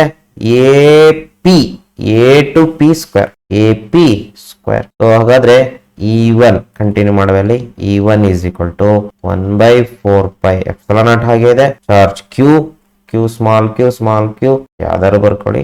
ಇಲ್ಲಿ ಸ್ಮಾಲ್ ಕ್ಯೂ ಇದ್ರೆ ಸ್ಮಾಲ್ ಕ್ಯೂನೇ ಬರೀರಿ, ಅಂದ್ರೆ ಸುಮ್ನೆ ತೊಂದ್ರೆ ಯಾಕೆ. ಕ್ಯೂ ಇಲ್ಲಿಂದ ಎಷ್ಟು ಬರೋದು? ಎ ಟು ಪಿ ಡಿಸ್ಟೆನ್ಸ್ ತಾನೆ ಬೇಕಾ? ಈ ಚಾರ್ಜ್ ನ ಫೀಲ್ಡ್ ಪಿ ಹತ್ರ ಕಂಡಿಡಿದ್ರು. ಎ ಪಿ ಹೆಂಗ್ ಬರೀತೀರಾ? ಫ್ರಮ್ ದ ಡಯಾಗ್ರಾಮ್ ಹೆಂಗ್ ಬರೀಬಹುದು? ಇಲ್ಲಿಂದ ಅಲ್ಲಿಗೆ ಎ, ಮುಂದಕ್ಕೆ ಇಲ್ಲಿಂದ ಅಲ್ಲಿಗೆ ಆರ್. ಟೋಟಲ್ ಏನಾಯ್ತು? ಎ ಪ್ಲಸ್ ಆರ್ ಅಥವಾ ಆರ್ ಪ್ಲಸ್ ಎ. ಸ್ಕ್ವೇರ್ ಇದೆ, ಸ್ಕ್ವೇರ್ ಹಾಕಿ ಮುಗೀತಿದ್ರ ಕತೆ. ಅದ್ರ ಜೊತೆಗೆ ಇಲ್ಲಿ ಮ್ಯಾಗ್ನಿಟ್ಯೂಡ್ ಕಂಡಿಡಿದ್ರ, ಅದ್ರದ್ದು ಡೈರೆಕ್ಷನ್ ಬರ್ಕೊಳ್ಬೇಕು. ಯಾವ ಕಡೆ ಇರುತ್ತೆ? ಪಾಸಿಟಿವ್ ಚಾರ್ಜ್ ಇಂದ ಯಾವಾಗ್ಲೂ ಫೀಲ್ಡ್ ಯಾವ ಕಡೆ ಇರುತ್ತೆ? ಅವೇ ಫ್ರಮ್ ಇಟ್, ಪಾಯಿಂಟ್ ಇಂದ ದೂರಕ್ಕೆ ಇರುತ್ತೆ. E1 this the direction of E1. ಇಲ್ಲೂ ಬರೀರಿ ಅಥವಾ ಇಲ್ಲೂ ಬರೀರಿ. ಅಲಾಂಗ್ ಬಿ ಪಿ ಅಂತ ಬರೀನಾ, ಬಿ ಪಿ ಅಥವಾ along A P can write, no problem. A ಇಂದ ಪಿ ಕಡೆ ಹೋಗ್ಬೇಕು ಅಂತ ಅದರ ಅರ್ಥ. ಎ ಪಿ ಅಂದ್ರೆ ರೈಟ್ ಸೈಡ್ ಅಂತ, ಎ ಪಿ ಅಂದ್ರೆ ಲೆಫ್ಟ್ ಸೈಡ್, ಎ ಪಿ ಅಂದ್ರೆ ರೈಟ್ ಸೈಡ್, ಯಾಕಂದ್ರೆ ಎ ಪಿ ಆ ಕಡೆ ಬರುತ್ತೆ. ಸೊ ಮ್ಯಾಗ್ನಿಟ್ಯೂಡ್ ಆಯ್ತು, ಡೈರೆಕ್ಷನ್ ಆಯ್ತು, ಮುಗಿತಿದ್ರ ಕತೆ. ನೆಕ್ಸ್ಟ್ ಮೈನಸ್ ಕ್ಯೂದ್. ಅದೇ ತರ ಮೈನಸ್ ಕ್ಯೂದ್ ಕಂಡಿಡಿರಿ. ಮೈನಸ್ ಕ್ಯೂದ್ ಹೆಂಗ್ ಸರ್ ಕಂಡಿಡಿಯೋದು? ಹೆಂಗೆ ಅಂದ್ರೆ ಹಿಂಗೆ, ಎಲೆಕ್ಟ್ರಿಕ್ ಫೀಲ್ಡ್ ಅಟ್ ಪಿ ಹತ್ರನೇ ಕಂಡಿಡಿಬೇಕು. ಯಾವ್ದು? Due to the second charge minus Q. ಏನಂತ ಕರೆಯೋಣ? E2 ಅಂತ ಕರೆಯೋಣ. ಫಾರ್ಮುಲಾ ಏನು? 1/4πε0. ಚಾರ್ಜ್ ಕ್ಯೂ ಇದೆ, ಕ್ಯೂ ಮೈನಸ್ ಹಾಕ್ಬಿಟ್ರೆ, ಮೈನಸ್ ಹಾಕಂಗಿಲ್ಲ. ಯಾವ್ದೇ ವೆಕ್ಟರ್ ಕ್ವಾಂಟಿಟಿ ತಗೊಂಡಾಗ ಅಥವಾ ಪೊಲಾರಿಟಿ ತಗೊಳ್ಬಾರ್ದು, ಜಸ್ಟ್ ಮ್ಯಾಗ್ನಿಟ್ಯೂಡ್ ತಗೊಳ್ಳಿ. Divided by distance square. ಎಲ್ಲಿಂದ ಎಲ್ಲಿಗೆ ಡಿಸ್ಟೆನ್ಸ್? ಎಲ್ಲಿದೆ ಚಾರ್ಜ್? ಬಿ ಹತ್ರ ಇದೆ, ಬಿ ಇಂದ ಎಲ್ಲಿಗೆ? ಪಿ ತನಕ. ಏನಾಗುತ್ತೆ? B P square. ನಾವು from the diagram what is B P square? ಉಳಿದಿದ್ದೆಲ್ಲ ಹಾಗೆ ಬರ್ಕೊಳ್ಳಿ. 1/4πε0 Q by what is B P? B P ಏನ್ ಬರುತ್ತೆ ಅಂತ ಬರೀಬಹುದು. ಆರ್ ಅಲ್ಲಿ ಈ ಆರ್ ಡಿಸ್ಟೆನ್ಸ್ ಅಲ್ಲಿ ಎ ಸಬ್ಟ್ರಾಕ್ಟ್ ಮಾಡಿದ್ರೆ ನಮ್ಗೆ ಬಿ ಪಿ ಬರುತ್ತಾ? So B P can be written as R minus A whole square. So electric field E2 ಆಯ್ತು. ಯಾವ್ದು? ಮೈನಸ್ ಕ್ಯೂದು. ಡೈರೆಕ್ಷನ್ ಬರ್ಕೊಳ್ಳಿ. ಯಾವ ಕಡೆ ಇರುತ್ತೆ ಡೈರೆಕ್ಷನ್? ಯಾವಾಗಲೂ ನೆಗೆಟಿವ್ ಚಾರ್ಜ್ ಅದ್ರ ಕಡೆ ಇರುತ್ತೆ electric field, towards the negative charge. E2 ಇಲ್ಲೂ ಬರೀರಿ ಡೈರೆಕ್ಷನ್. ಸಾಕಾಗ್ಲಿಲ್ಲ ಅಂದ್ರೆ ಇಲ್ಲೂ ಬರೀರಿ. ಅಲಾಂಗ್ ಏನಂತ ಬರೀಬಹುದು ನೋಡ್ರಿ, ಈ ಕಡೆ ಇದೆ, ಪಿ ಇಂದ ಬಿ ಕಡೆಗಿದೆ. ಸೊ ಪಿ ಬಿ ಅಂದ್ರೆ ಲೆಫ್ಟ್ ಸೈಡ್ ಅಂತ, ಬಿ ಪಿ ಅಂದ್ರೆ ರೈಟ್ ಸೈಡ್, ಲೆಫ್ಟ್ ಸೈಡ್ ಇದೆ. ಸೊ ಲೆಫ್ಟ್ ಸೈಡ್ ಬರ್ಕೊಳ್ತೀನಿ. ಸೊ ನಮ್ಗೆ ಏನ್ ಸಿಕ್ತು? 2 ಎಲೆಕ್ಟ್ರಿಕ್ ಫೀಲ್ಡ್ ಸಿಕ್ತು. ಒಂದು ಪ್ಲಸ್ ಕ್ಯೂದು, ಇನ್ನೊಂದು ಮೈನಸ್ ಕ್ಯೂದು. 2 charge, 2 electric. ಅವೆರಡು ಏನ್ ಮಾಡ್ಬೇಕು? ವೆಕ್ಟರ್ ಸಮ್ ತಗೊಳ್ಬೇಕು. ಹೆಂಗ್ ಸರ್ ವೆಕ್ಟರ್ ಸಮ್ ತಗೊಳ್ಳೋದು? 2 ನೋಡ್ರಿ, ಆಪೋಸಿಟ್ ಡೈರೆಕ್ಷನ್ ಇದೆಯಾ? E1 ಮತ್ತೆ E2 ಎರಡು ಆಪೋಸಿಟ್ ಇದಾಗ ಏನ್ ಮಾಡ್ಬೇಕು? ರಿಸಲ್ಟೆಂಟ್ ಬರ್ಬೇಕಂದ್ರೆ ಸಬ್ಟ್ರಾಕ್ಟ್ ಮಾಡಬೇಕು. ಬಟ್ ಪ್ರಾಬ್ಲಮ್ ಏನೋ, ಯಾವ್ದ್ರಿಂದ ಯಾವ್ದು ಸಬ್ಟ್ರಾಕ್ಟ್ ಮಾಡೋದು? E2 ಇಂದ E1, E1 ಇಂದ E2 ನ ತಲೆ ಕೆಡಿಸ್ಕೋಬೇಡ್ರಿ. ಯಾವ್ದು ಗ್ರೇಟರ್ ಇರುತ್ತೆ ಅದರಿಂದ ಅದನ್ನ ಸಬ್ಟ್ರಾಕ್ಟ್ ಮಾಡ್ಬೇಕು. ಸರ್ ನಮ್ಗೆ ಗ್ರೇಟರ್ ಅಂತ ಹೆಂಗ್ ಗೊತ್ತಾಗುತ್ತೆ? ನೋಡ್ರಿ, ಚಾರ್ಜ್ ವ್ಯಾಲ್ಯೂ ಸೇಮ್ ಇದೆಯಾ? ಡಿಸ್ಟೆನ್ಸ್ ನೋಡ್ಕೊಳ್ಬೇಕು. ಇಲ್ಲಿ ಯಾವ್ದು ಹತ್ರ ಇರುತ್ತೋ ಅದ್ರ ಫೀಲ್ಡ್ ಸ್ಟ್ರೆಂತ್ ಜಾಸ್ತಿ ಇರುತ್ತೆ. ನೋಡ್ರಿ, ಈ E1 ಮತ್ತು E2 ನಲ್ಲಿ 1/4π0 1/4π0 ಕಾನ್ಸ್ಟೆಂಟ್, ಕ್ಯೂ ಕಾನ್ಸ್ಟೆಂಟ್. ಇದು ಡಿಸ್ಟೆನ್ಸ್ ಮೇಲೆ ಡಿಪೆಂಡ್ ಆಗಿರುತ್ತದೆ. So R plus A whole square ಅಂದ್ರೆ ಪ್ಲಸ್ ಪಾಸಿಟಿವ್ ಚಾರ್ಜ್ ನ ಫೀಲ್ಡ್ ದೂರ ಇದೆ ಪಾಯಿಂಟ್ ಇಂದ, ಇದ್ರದ್ದು ನೆಗೆಟಿವ್ ಚಾರ್ಜ್ ಗೆ ಪಾಯಿಂಟ್ ಹತ್ರ ಇದೆ. ಹಾಗಾದ್ರೆ ಅದರ ಫೀಲ್ಡ್ ಸ್ಟ್ರೆಂತ್ ಜಾಸ್ತಿ ಇರಬೇಕು. So net electric field at P is given by electric field ಗಳ sum is equal to E2 minus E1. That's it. E2 ಎಷ್ಟು?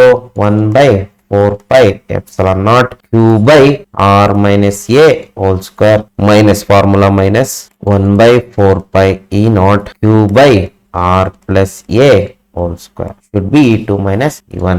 ನೆಕ್ಸ್ಟ್ ಪೂರಾ mathematical steps, no need to go to diagram again. So ಪೂರ್ತಿ ಇದನ್ನ solve ಮಾಡ್ತಾ ಹೋಗಿ. E is equal to ಏನಾಗುತ್ತೆ ನೋಡಿ, 1/4 naught common ಬರುತ್ತಾ, 1/4 ನಾಟ್ ಕಾಮನ್ ಬರುತ್ತೆ ಸರ್. ಕ್ಯೂ ಕಾಮನ್ ಬರುತ್ತೆ, ಉಳಿಯೋದೇನು 1/r - a whole square minus 1/r+a whole square. E is equal to 1/4 Q ಹಾಗೆ ಇರಲಿ.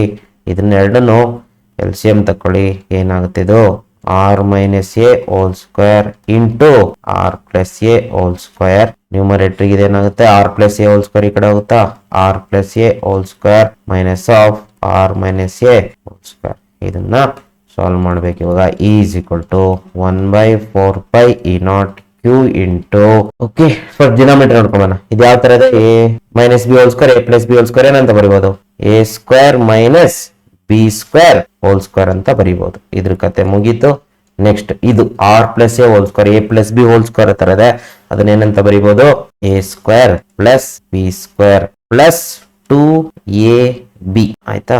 ನೆಕ್ಸ್ಟ್ ಮೈನಸ್ ಆಫ್ ಇದೆ a - b ಹೋಲ್ ಸ್ಕ್ವೇರ್ ತರ ಏನಾಗುತ್ತೆ, r square plus a square minus 2ra correct. Next E is equal to 1/4 ಹಾಗೆ ಇರಲಿ, Q ಹಾಗೆ ಇರಲಿ. So denominator ಹಾಗೆ ಇರುತ್ತೆ, R square minus A square whole square ಹಾಗೆ ಇರುತ್ತೆ.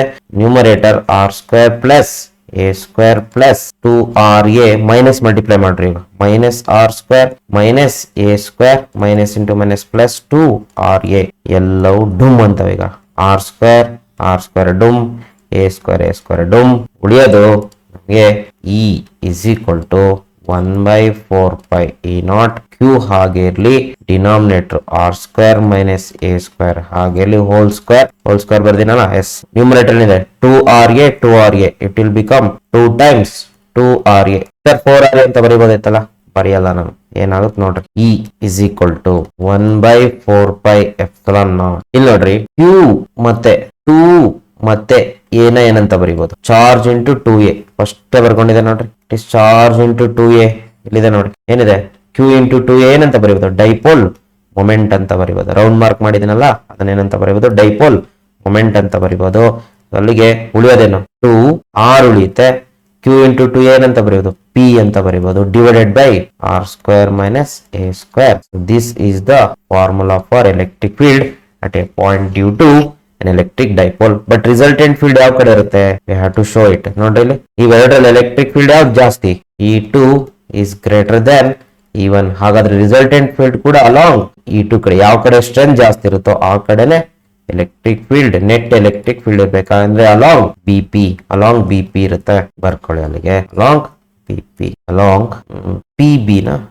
B yes along P B ನೋಡಿ ಇನ್ನೊಂದ್ಸತಿ, ಅಲಾಂಗ್ ಪಿ ಬಿ ನೇ ಇರುತ್ತೆ. This is it. This is the formula. Okay. Hope you have understood this one. Next question number 38. Two cells of different EMF and different internal resistances are connected in series. Derive the expression for effective EMF and effective internal resistance of the combination ಅಂತ ಕೇಳ್ತಾನೆ. ಈಗ first diagram ಬರ್ಕೊಂಡ್ ಬಿಡಿದೀನಿ, ready diagram ಇದೆ, ನೀವು ಬರೀಬೇಕು ಈ ತರ. First ಹೇಳ್ಬಿಡ್ತೀನಿ ನೋಡ್ರಿ, ಎರಡು ಸೆಲ್ ಇದೆ, ಎರಡು ಸೆಲ್ ಅಲ್ಲಿ ಇದು cell 1 and this one is cell 2. So cell 1 is connected between A and B and cell 2 is connected between B and C and they are in series. Current ನೋಡ್ರಿ ಬಹಳ important, current ಯಾವ ಕಡೆಯಿಂದ ಹೋಗ್ಬೇಕು, cell ಅಲ್ಲಿ negative to positive ಹೋಗ್ಬೇಕು. So C ಇಂದ B ಇಂದ A ಕಡೆ ಹೋಗ್ಬೇಕು, ನೆಗೆಟಿವ್ ಟರ್ಮಿನಲ್ ಇಂದ ಪಾಸಿಟಿವ್ ಟರ್ಮಿನಲ್ಗೆ. ಈ ಎರಡು ಸೆಲ್ ಅನ್ನ ರಿಪ್ಲೇಸ್ ಮಾಡಿ ಒಂದು ಈಕ್ವಲೆಂಟ್ ಸೆಲ್ ಹಾಕೊಂಡಿದ್ದೀನಿ. ಎಲ್ಲಿಂದ ಎಲ್ಲಿಗೆ ಹಾಕೊಳ್ಬೇಕು, ಬಿಟ್ವೀನ್ ಎ ಅಂಡ್ ಸಿ ತಾನೆ ಕನೆಕ್ಟ್ ಮಾಡಿದೆ ಎರಡು ಸೆಲ್, ಆ ಎರಡು ಸೆಲ್ ನ ತೆಗಿರಿ, ಒಂದ್ ಸೆಲ್ ಹಾಕೊಳ್ಳಿ. ಆದ್ರೆ ಇ ಎಂ ಎಫ್ ಈ ಎರಡು ಇ ಎಂ ಎಫ್ ಗೆ ಸಮ ಇರಬೇಕು. ಇಂಟರ್ನಲ್ ರೆಸಿಸ್ಟೆನ್ಸ್ R1 R2 ಗೆ ಸಮ, R ಈಕ್ವಲೆಂಟ್ ಇವನ್ನೇ ಕಂಡುಹಿಡಿಬೇಕು ನಾವೀಗ, ಎಷ್ಟೆಷ್ಟಿರುತ್ತೆ ಅಂತ ಹೇಳಿ. ಕರೆಂಟ್ ಎಷ್ಟು ಹೋಗ್ತದೆ, ಸೇಮ್ ಹೋಗ್ತದೆ. ಈಗ ಏನ್ ಮಾಡಿ, ಈ ಡಿರೈವೇಶನ್ ಅಲ್ಲಿ ಎಕ್ಸ್ಪ್ಲನೇಷನ್ ಬರ್ಕೊಂಡ್ಬಿಡಿ. ಏನಂತ ಎಕ್ಸ್ಪ್ಲನೇಷನ್ ಬರೆಯುವ, ಕನ್ಸಿಡರ್, ಓಕೆ ನಮ್ಮ ಓಲ್ಡ್ ಮೆಥಡ್ ಅನ್ನ ಯೂಸ್ ಮಾಡೋಣ. ಏನು, two cells connected in series having different E M F and different internal resistance, ಅದನ್ನೇ ಬರ್ಕೊಳ್ಳೋದು. ಏನಂತ ಬರೆಯೋಣ, consider two cells R connected in series between A and B as shown. Okay, diagram ನೋಡ್ಕೊಳ್ಳಿ. E1 ಮತ್ತೆ E2 ಏನು E1 and E2 are the EMF of two cells. ಆಮೇಲೆ R1 and R2 are the internal resistance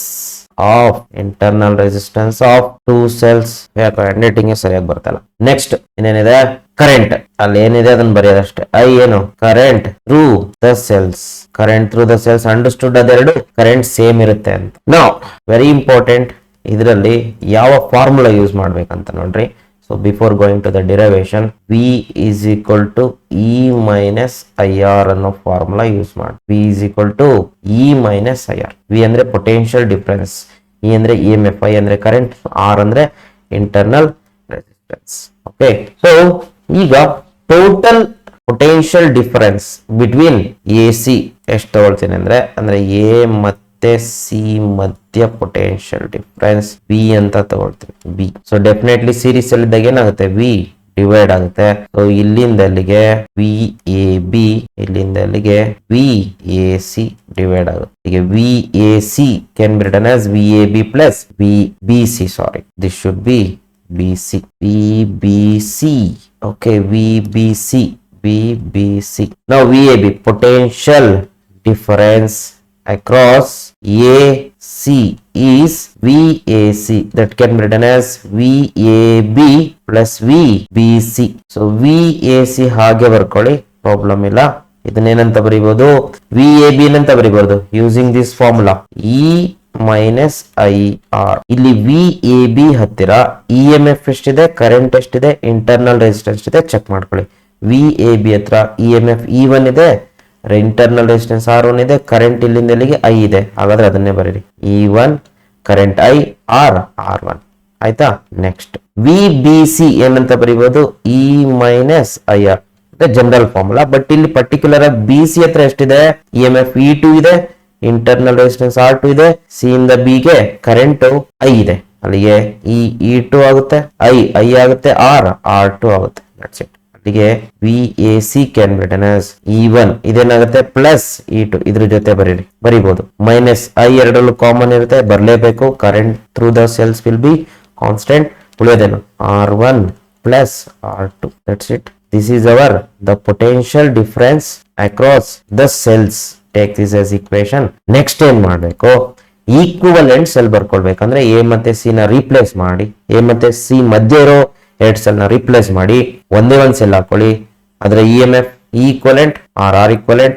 A ಮತ್ತೆ C ಮಧ್ಯೆ ಎಷ್ಟು voltage ಕೊಟ್ಟಿದ್ರ, A ಮತ್ತೆ C ಮಧ್ಯೆ VAC ಕೊಟ್ಟಿದ್ರ. That's it. ಅದೇ ವೋಲ್ಟೇಜ್, ಅದೇ ಕರೆಂಟ್, ಬಟ್ ಎರಡ್ ಸೆಲ್ ಜಾಗದಲ್ಲಿ ಒಂದ್ ಸೆಲ್ ಇದೆ. ನಾವು for this one can you write the formula. ಇಲ್ಲೇನ್ ಬರೋಣ, replace the two cells by a single equivalent cell ಅಂತ ಬರೆಯೋಣ. Replace the two cells by a single equivalent cell. ಹಾಗಾದ್ರೆ ಬಿಟ್ವೀನ್ AC, ಎ ಮತ್ತೆ ಸಿ ಮಧ್ಯೆ ಅವಾಗ ಏನಾಗುತ್ತೆ, ಮಾಮೂಲಿ ಅದೇ ಫಾರ್ಮುಲಾ VAC can be written as E minus I R. E ಎಷ್ಟಿದೆ, ಈಕ್ವಲೆಂಟ್ ಇದೆ. I ಎಷ್ಟಿದೆ, I ಎಷ್ಟು ಕರೆಂಟ್ ಹೋಗ್ತಿದೆ, R ಏನಿದೆ, R ಈಕ್ವಲೆಂಟ್ ಇದೆ. So take this as equation 2. This is the equation for equivalent cell. ಈಗೇನ್ ಮಾಡಿ, ಎರಡನ್ನು ಕಂಪೇರ್ ಮಾಡಿ. Compare equation 1 and equation 2. we get ನೋಡಿ, ಲೆಫ್ಟ್ ಹ್ಯಾಂಡ್ ಸೈಡ್ VAC ಇದೆ, is equal to E equivalent ಜಾಗದಲ್ಲಿ ಏನಿದೆ, E1 plus E2. ಅಲ್ಲಿ ಏನಂತ ಬರೀಬಹುದು, E equivalent can be written as E1 plus E2. Next ಏನಿದೆ, ಮೈನಸ್ ಇದೆ, ಇಲ್ಲೂ ಮೈನಸ್ ಇದೆ. ನೆಕ್ಸ್ಟ್ ಏನಿದೆ, I ಇದೆ, I. ನೆಕ್ಸ್ಟ್ ಏನಿದೆ, ಇಲ್ಲಿ R equivalent ಇದೆ. ಇಲ್ಲಿ R equivalent ಜಾಗದಲ್ಲಿ I ಆದ್ಮೇಲೆ ಇರೋದು R1 plus R2. ಅಲ್ಲಿಗೆ R equivalent is equal to R1 plus R2. This is it. So this is the formula for equivalent resistance, and this is the formula for equivalent EMF. That's it. This is a 5 marks question. ಈ ತರ ನೀಟಾಗಿ ಬರೆದ್ರೆ marks ಸಿಗುತ್ತೆ. ಏನೋ terms explain ಮಾಡೋದು ಬಿಟ್ಟಿದ್ರೆ ಇಲ್ಲಿ space ಬಿಟ್ಕೊಳ್ಳಿ, left leave some space here. So ಅಲ್ಲಿ ಎಕ್ಸ್ಟ್ರಾ ಏನೋ ಟರ್ಮ್ಸ್ ಇದೆ, ಅಲ್ಲಿ ಎಕ್ಸ್ಪ್ಲೈನ್ ಮಾಡ್ಕೊಳ್ಳಿ ಅಷ್ಟೇ. ಸೊ ನನಗೆ ಗೊತ್ತಿರೋಂಗೆ ಇಷ್ಟು ಮಾಡಿದ್ರೆ ಸಾಕು. Next question, derive an expression for magnetic field at a point on the axis of a circular current loop ಅಂತ. Derive an expression for magnetic field ಕಂಡುಹಿಡಿಬೇಕಂತೆ at a point on the axis of a circular current loop. Okay, Okay, so ಇದು application of Biot Savart's law. ಸೊ application of Biot Savart's law, Biot Savart's law ಏನ್ ಹೇಳುತ್ತೆ, small magnetic field due to a current element is given by mu naught by 4 pi I dl sin theta by r square ಅಂತ ಹೇಳುತ್ತೆ. So ಇಲ್ಲಿ diagram ಹೀಗಿರುತ್ತೆ ನೋಡಿ. Current element carrying current I and small element, the length of the element is dl, and here some point P, here we need to find the magnetic field, and this line joining and the direction of current makes an angle theta. So in this case, and from the element to the point P, the distance will be r. So for this one, nodri, I is the current, dl is the element in a length, sin theta ಇದಕ್ಕೆ sin theta ಹಾಕಬೇಕು. r ಅಂದ್ರೆ element ಇಂದ point P ಗಿರೋ distance r ಅಂತ ತಗೊಂಡಿದ್ದಾರೆ. ಇಲ್ಲಿ diagram ಅಲ್ಲಿ change ಆಗ್ಬೋದು. Let us see. ಓಕೆ, ನಾವು ಆಲ್ರೆಡಿ ಸ್ವಲ್ಪ ಡಯಾಗ್ರಾಮ್ ಬರ್ಕೊಂಡು ಬಿಟ್ಟಿದ್ದೀನಿ. ಇದು circular coil which is carrying current. So carrying current in this direction ತಗೋಣ, ಈ ಡೈರೆಕ್ಷನ್ ತಗೊಳ್ಳೋಣ. ಐ ಇದು ಈ ಕಡೆ ಹೀಗೆ ಹೋಗುತ್ತಾ, ಐ ತರ, this is I. So this is anticlockwise ಹೋಗ್ತಾ ಇದೆ ಅಂತ ಇಟ್ಕೋಣ. Actually this circle is not in the plane, in this plane. Actually ಈ ಪ್ಲೇನ್ ಅಲ್ಲಿಲ್ಲ, ಈ ಪ್ಲೇನ್ ಅಲ್ಲಿದೆ, vertical plane, but like this. Next ಇದರ ರೇಡಿಯಸ್ ಆರ್ ಇರ್ಲಿ, ಸೆಂಟರ್ ಓ ಇರ್ಲಿ, ಎಕ್ಸ್ ಅನ್ನೋದೇನು ಡಿಸ್ಟೆನ್ಸ್. ಇಲ್ಲಿ ಏನ್ ಕೊಟ್ಟಿದ್ದಾರೆ, ಆಕ್ಚುಲಿ ಸರ್ಕ್ಯುಲರ್ ಲೂಪ್ ತಗೊಳ್ಳಿ. ಕರೆಂಟ್ ಲೂಪ್ ಅಂದ್ರೆ circular loop which is carrying current. Axis ಬರ್ಕೊಳ್ಳಿ, ಓ ಪಿ ಏನಿದೆ ಇದೆ ಆಕ್ಸಿಸ್, ಅದ್ರ ಮೇಲೆ ಒಂದು ಪಾಯಿಂಟ್ ತಗೊಂಡಿದ್ದೀನಿ. ಇಲ್ಲಿ ಏನ್ ಮಾಡ್ಬೇಕು, ಮ್ಯಾಗ್ನೆಟಿಕ್ ಫೀಲ್ಡ್ ನ ಕಂಡುಹಿಡಿಬೇಕು. ಈ ಪಾಯಿಂಟ್ ಪಿ ಅನ್ನೋ ಪಾಯಿಂಟ್ ಅಲ್ಲಿ ಮ್ಯಾಗ್ನೆಟಿಕ್ ಫೀಲ್ಡ್ ಎಷ್ಟಿದೆ ಅಂತ ಕಂಡುಹಿಡಿಬೇಕು. ಸೊ ದಟ್ ಏನ್ ಮಾಡಿ, use ಬಯೋಟ್ Savart's law. Biot Savart's law ಏನ್ ಹೇಳುತ್ತೆ ಅಂದ್ರೆ, ಈ ಪೂರ ವೈರ್ದು ಮ್ಯಾಗ್ನೆಟಿಕ್ ಫೀಲ್ಡ್ ಕಂಡುಹಿಡಿಯಕ್ ಬರಂಗಿಲ್ಲ using Biot's law. Part of the ವೈರ್ದು ಮ್ಯಾಗ್ನೆಟಿಕ್ ಫೀಲ್ಡ್ ನ ಕಂಡುಹಿಡಿಯಬಹುದು ವಿಚ್ ಇಸ್ ಕ್ಯಾರಿಂಗ್ ಕರೆಂಟ್. ಅದಕ್ಕೋಸ್ಕರ ಏನ್ ಮಾಡಿ, ಈ ವೈರ್ ಅಲ್ಲಿ ಒಂದು ಪಾರ್ಟ್ ಆಫ್ ದ ವೈರ್ ನ ಕನ್ಸಿಡರ್ ಮಾಡಿ. ಇಲ್ಲಿ ಬರೀತೀನಿ to show that we have taken the part of the wire. So let it be AB. AB is the part of the wire. So current ಆ direction ಅಲ್ಲಿ ಹೋಗ್ತದೆ. Actually ಈ planar ಇರೋದ್ರಿಂದ current ಇಲ್ಲಿ ನನ್ನ ಕಡೆ ಬರ್ತಾರೆ. Tangent is towards the into the board ಇರುತ್ತೆ. So like this loop will be in this direction, in this plane. So current will be like this. So ಈ ಪಾಯಿಂಟ್ ಅಲ್ಲಿ ಟ್ಯಾಂಜೆಂಟ್ ನನ್ನ ಕಡೆ ಬರುತ್ತೆ. ಈಗ ಏನ್ ಮಾಡಿ, ಈ ಪಾಯಿಂಟ್ ಅಲ್ಲಿ ಫೀಲ್ಡ್ ನ ಕಂಡುಹಿಡ್ಕೊಳ್ಳಿ. ಈ ಒಂದು part of the wire, part of this wire, ಈ ಪಾಯಿಂಟ್ ಅಲ್ಲಿ. ಸೊ ಅಲ್ಲಿಂದ ಅಲ್ಲಿಗೆ ಡಿಸ್ಟೆನ್ಸ್ ತಗೊಳ್ಳಿ, A is the distance.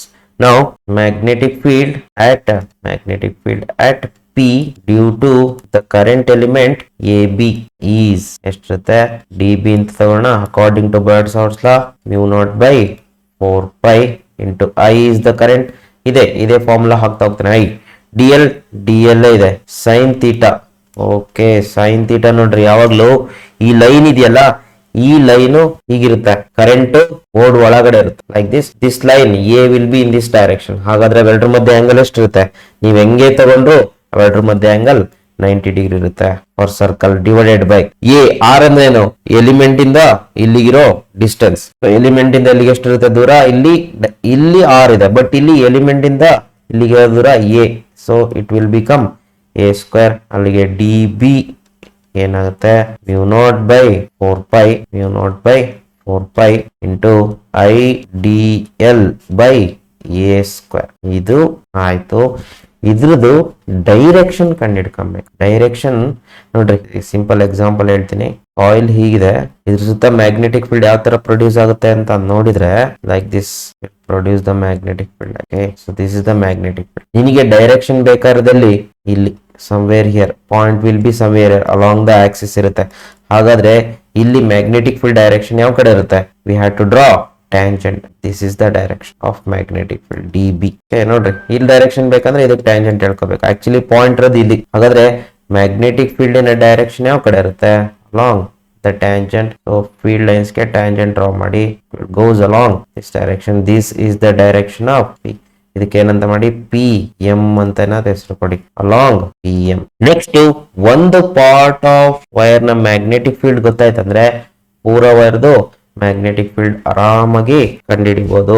ಹೇಗೆ ಅಂತಂದ್ರೆ, ಇಂಥ ಸ್ಮಾಲ್ ಪಾರ್ಟ್ಸ್ ನೆಲ್ಲ ಏನ್ ಮಾಡ್ತಾ ಬರ್ಬೇಕು, ಆಡ್ ಮಾಡ್ತಾ ಬರ್ಬೇಕು to get total magnetic field. Before that ಏನ್ ಮಾಡಿ, ಈ ಡಿ ಬಿ ನ ಸ್ಪ್ಲಿಟ್ ಮಾಡ್ಬಿಟ್ರಿ. There is a necessity of splitting this D B.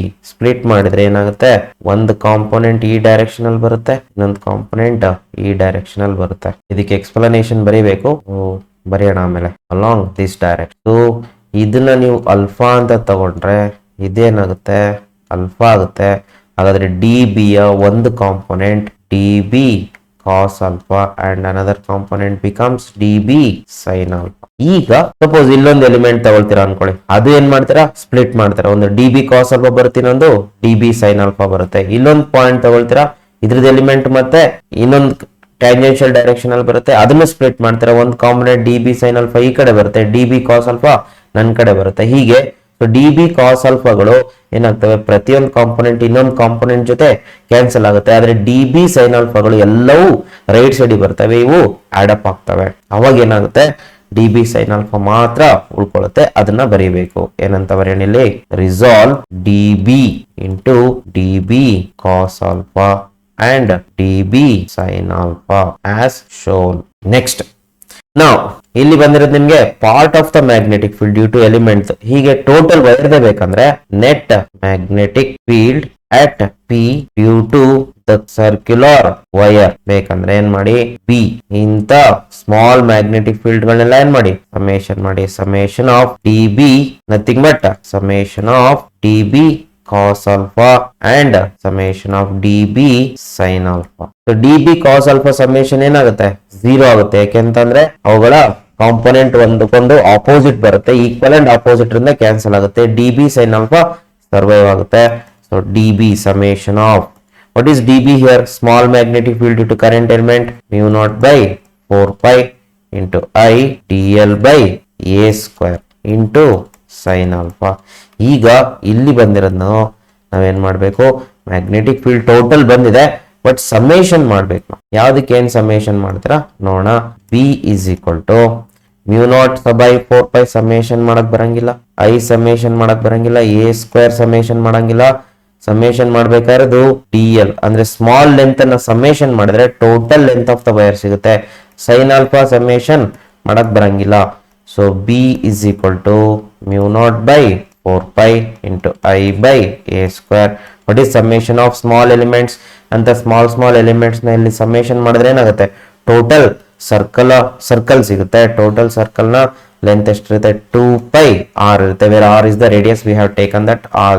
Next ಇಲ್ಲಿ ಮುಗಿತಿದ್ದು summation of D L. Next sine ಆಲ್ಫಾಗೆ ಸ್ವಲ್ಪ ರಿರೈಟ್ ಮಾಡ್ಕೊಳ್ಬೇಕು. ಏನ್ ಸರ್ ರಿರೈಟ್ ಮಾಡ್ಕೊಳ್ಳೋದು, ಸೈನ್ ಆಲ್ಫಾ ನೋಡ್ರಿ ಇಲ್ಲಿ ಆಂಗಲ್ ಆಲ್ಫಾ ಇದೆ, ಆಲ್ಫಾ ಹಿಯರ್, ಇದಕ್ಕೆ ಸೈನ್ ಥೀಟಾ ಡಿಫೈನ್ ಮಾಡಿ. ಇಲ್ಲೆಲ್ಲರೂ ಡಿಫೈನ್ ಮಾಡ್ಕೊಳ್ತೀನಿ ನೋಡ್ರಿ. ಈ sine alpha opposite by hypotenuse, opposite is r by a, so sin alpha is r by a. Substitute here r by a. ಅಲ್ಲಿ ಏನಾಗುತ್ತೆ ನಮ್ಮ equation, b is equal to mu naught by 4 pi I 2 pi r square ಆಗುತ್ತೆ. Denominator a square into a cube ಆಗುತ್ತೆ. ಮತ್ತಿನ್ ಸ್ವಲ್ಪ rewrite ಮಾಡ್ಬೇಕು ಇದನ್ನ. ಏನಂತ ಅಂದ್ರೆ a ಕ್ಯೂಬ್ಗೆ ರಿರೈಟ್ ಮಾಡಿದ್ರೆ ಏನಾಗುತ್ತೆ ನೋಡ್ರಿ, from this triangle Pythagoras theorem apply ಮಾಡಿ a square is equal to R square plus X square. ಏನಾಗುತ್ತೆ R square plus X square to the power of 1/2 ಆಗುತ್ತಾ. Take square root on both sides.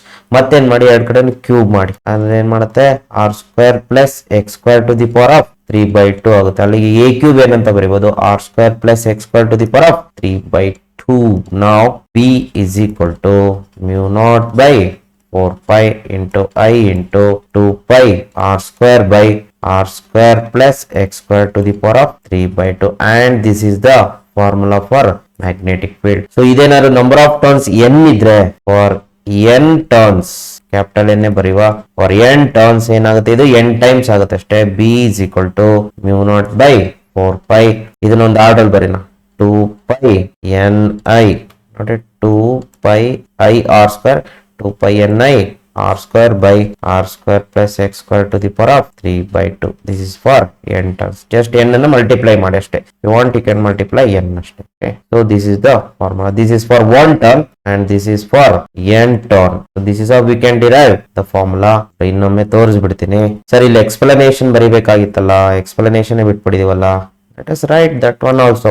ನೋಡಿ ಏನಿದೆ ಇಲ್ಲಿ, consider a circular coil carrying current. Circular coil carrying current ಆಯ್ತಲ್ಲ. Next ಏನ್ ಮಾಡಿ, point ತಗೊಳ್ಳಿ ಎಲ್ಲಿ, ಆಕ್ಸಿಸ್ ಮೇಲೆ.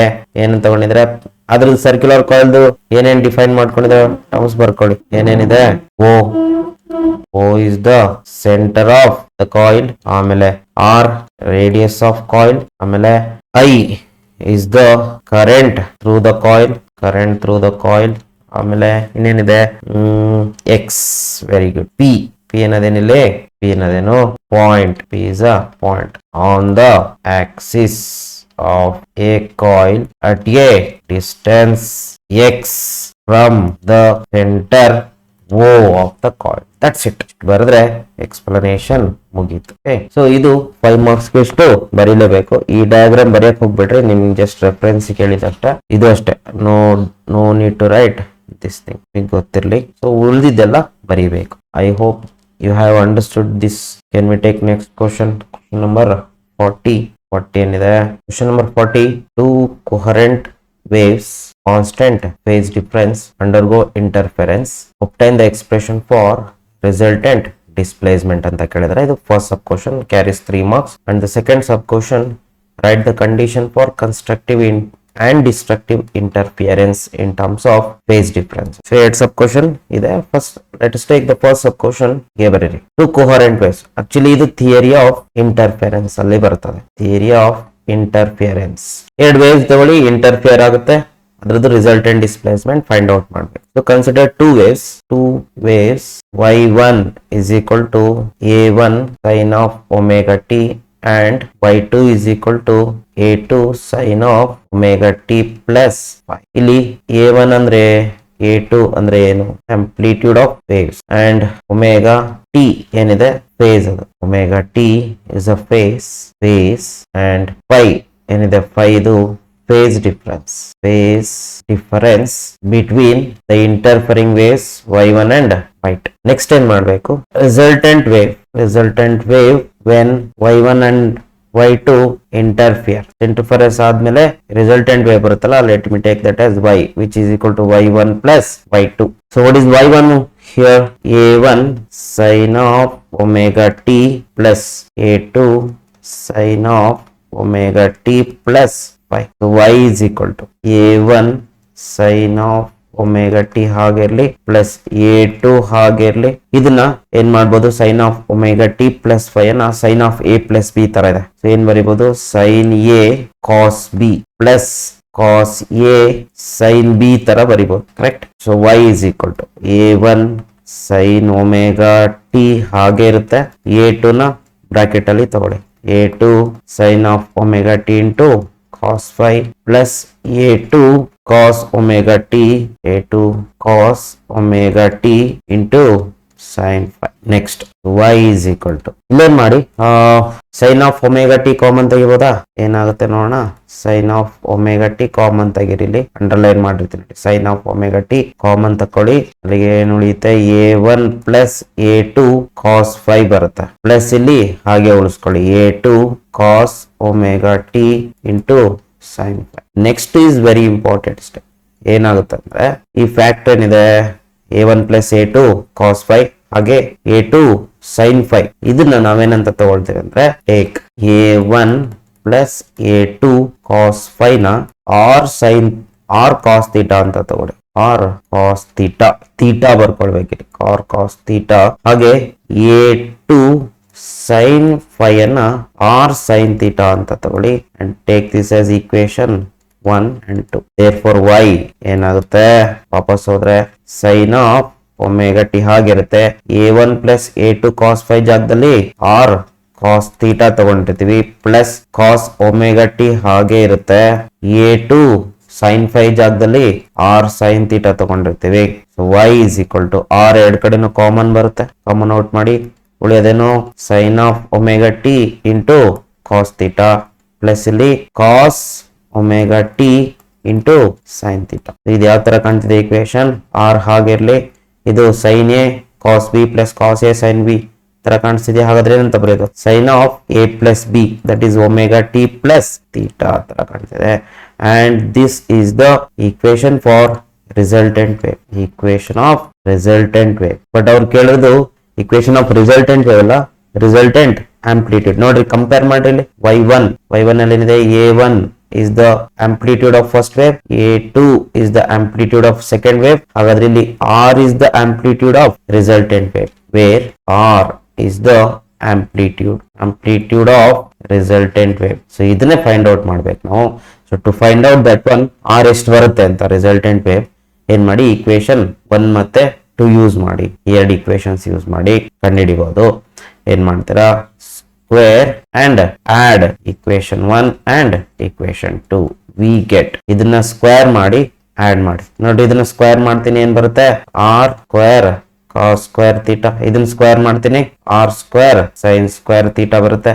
ಅವೆರಡನ್ನು ಆಡ್ ಮಾಡಿ, ಇದನ್ನ ಸ್ಕ್ವೇರ್ ಮಾಡಿ ಆಡ್ ಮಾಡಿ, left hand side left hand, right hand side ಹಾಗೆ ಮಾಡಿ. ಇಸ್ ಈಕ್ವಲ್ ಟು ಇದೇನಾಗುತ್ತೆ, a1 plus a2 cos 5 whole square. ಹಾಗೆ ಇದನ್ನ ಸ್ಕ್ವೇರ್ ಮಾಡಿದ್ರೆ a2 ಸೈನ್ 5 ಆಗುತ್ತಾ, ಆಡ್ ಮಾಡ್ಬೇಕು ಇದನ್ನ a2 ಸೈನ್ 5 ಹೋಲ್ ಸ್ಕ್ವೇರ್. ಇಲ್ಲಿ ಆರ್ ಸ್ಕ್ವೇರ್ ಕಾಮನ್ ಔಟ್ ಬರುತ್ತೆ, ಅಲ್ಲಿ ಉಳಿಯೋದೇನು ಕಾಸ್ ಸ್ಕ್ವೇರ್ ಥೀಟಾ. ಇದು cos square theta plus sine square theta ಆಗುತ್ತೆ. ಇಸ್ ಈಕ್ವಲ್ ಟು ಈ ಕಡೆ ಏನಂದ್ರೆ a plus b whole square ಮಾಡಿ ಏನಾಗುತ್ತೆ, a1 square plus a2 square cos square 5 plus 2 a1 a2 cos 5. ಇದನ್ನ a plus b whole square plus ಇದೇನಾಗುತ್ತೆ a2 square sine square 5. ನಾವು in the left hand side ಇದೇನಾಗುತ್ತೆ 1 ಆಗುತ್ತೆ, ಅಲ್ಲಿ ಉಳಿಯೋದು ಬರೀ R square. Right hand side ಅಲ್ಲಿ ನೋಡ್ರಿ a1 ಸ್ಕ್ವೇರ್ ಪ್ಲಸ್ ಇಲ್ಲಿ ನೋಡ್ರಿ ಕಾಸ್ a2 ಸ್ಕ್ವೇರ್ ಕಾಸ್ ಸ್ಕ್ವೇರ್ 5, ಇಲ್ಲಿ a2 square sine square 5.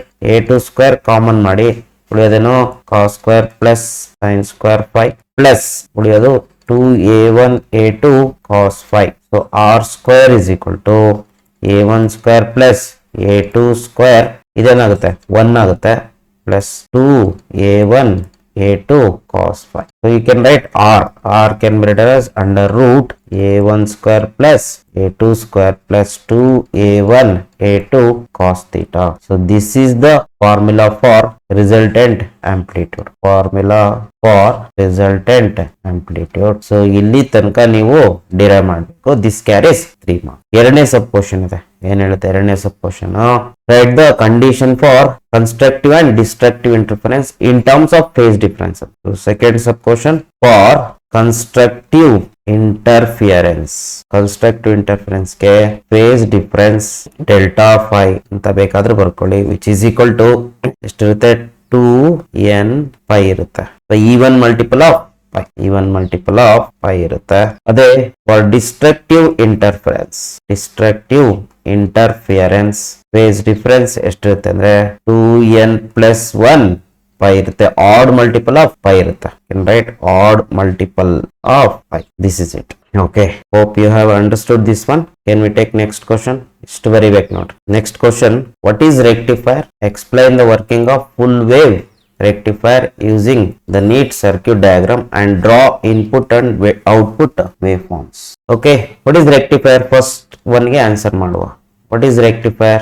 Rectifier is a circuit which converts AC to DC. ಇಷ್ಟು ಬರೆದ್ರೆ ಸಾಕು. So rectifier is a device which converts alternating current into direct current. ಅಲ್ಲಿಗೆ 1 mark ಸಿಕ್ತು ನಮಗೆ. Next, explain the working of full wave rectifier using neat circuit diagram ಅಂತೆ. So working ಬರಿಬೇಕು, circuit diagram first ಬರ್ಕೊಂಡು ಆಮೇಲೆ ಏನ್ ಮಾಡ್ಬೇಕು, ಎಕ್ಸ್ಪ್ಲೈನ್ ಮಾಡ್ಬೇಕು ಅದನ್ನ. ಆಮೇಲೆ ಇನ್ಪುಟ್ ಮತ್ತೆ ಔಟ್ಪುಟ್ ವೇವ್ ಫಾರ್ಮ್ಸ್ ಬರ್ಕೋಬೇಕು. First latest build the circuit ಹೇಗಿರುತ್ತೆ, ಇಲ್ಲೊಂದು ಟ್ರಾನ್ಸ್ಫಾರ್ಮರ್ ಇರುತ್ತೆ, ಈ ರೀತಿ ಇರುತ್ತಾ.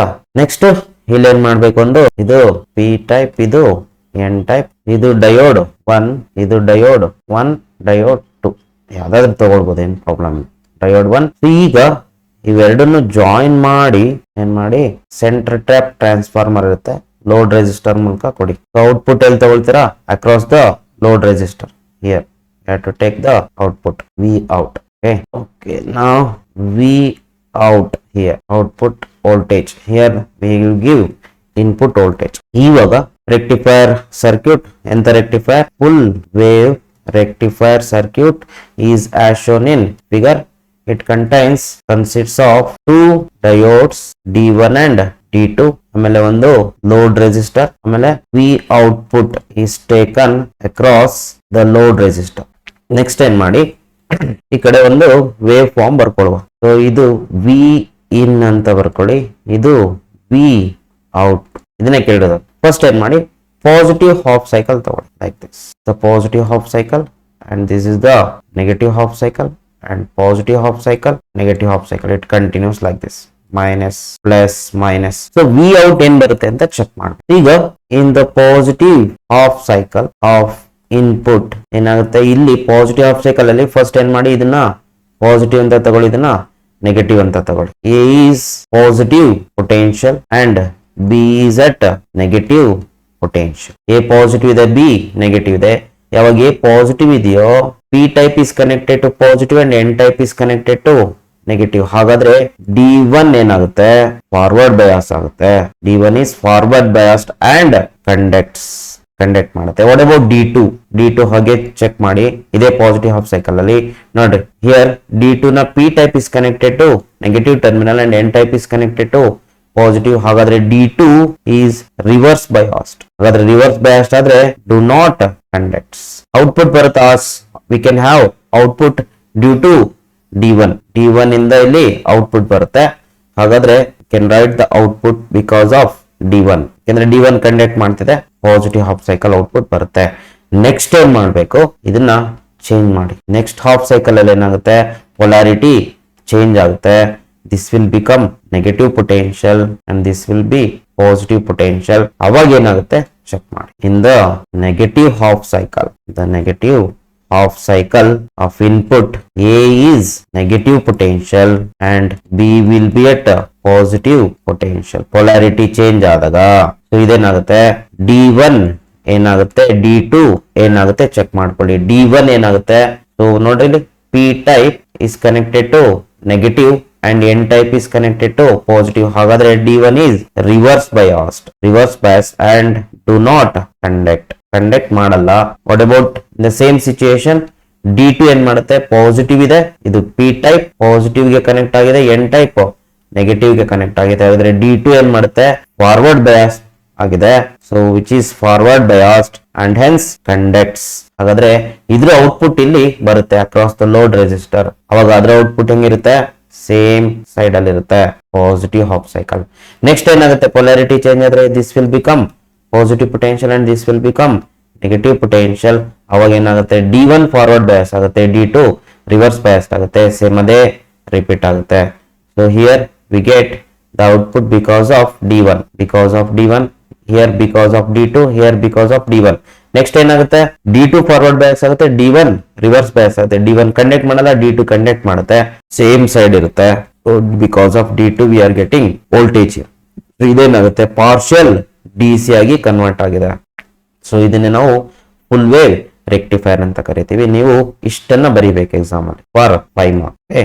Next numerical part 42 question number. ಇದರಲ್ಲಿ ಎಷ್ಟು ಅಟೆಂಡ್ ಮಾಡಬೇಕು, only 2 for 5 marks. Totally 10 marks, 2 question ಮಾತ್ರ ಅಟೆಂಡ್ ಮಾಡಬೇಕು. ಸೊ 42 ಕ್ವಶನ್ ನಂಬರ್ ಏನಿದೆ ಮಾಡೆಲ್ ಪೇಪರ್ 1 ಅಲ್ಲಿ, calculate the potential at P due to charge of 400 nanocoulomb located 9 centimetre away. Very simple question. Sub question A, ಇಲ್ಲೊಂದು 400 nano coulomb ಅನ್ನೋ charge ಇದೆ. ಎಷ್ಟು ದೂರದಲ್ಲಿ, point P 9 centimetre ದೂರದಲ್ಲಿ ಏನ್ ಮಾಡ್ಬೇಕಂತೆ, ಪೊಟೆನ್ಷಿಯಲ್ ಕಂಡುಹಿಡಿಬೇಕಂತೆ. We need to find. First sub question solve ಮಾಡಬೇಡ. So what is the potential due to a point charge? Potential due to a point charge, potential due to is given by V is equal to 1 by 4 pi epsilon naught Q by R. That's it.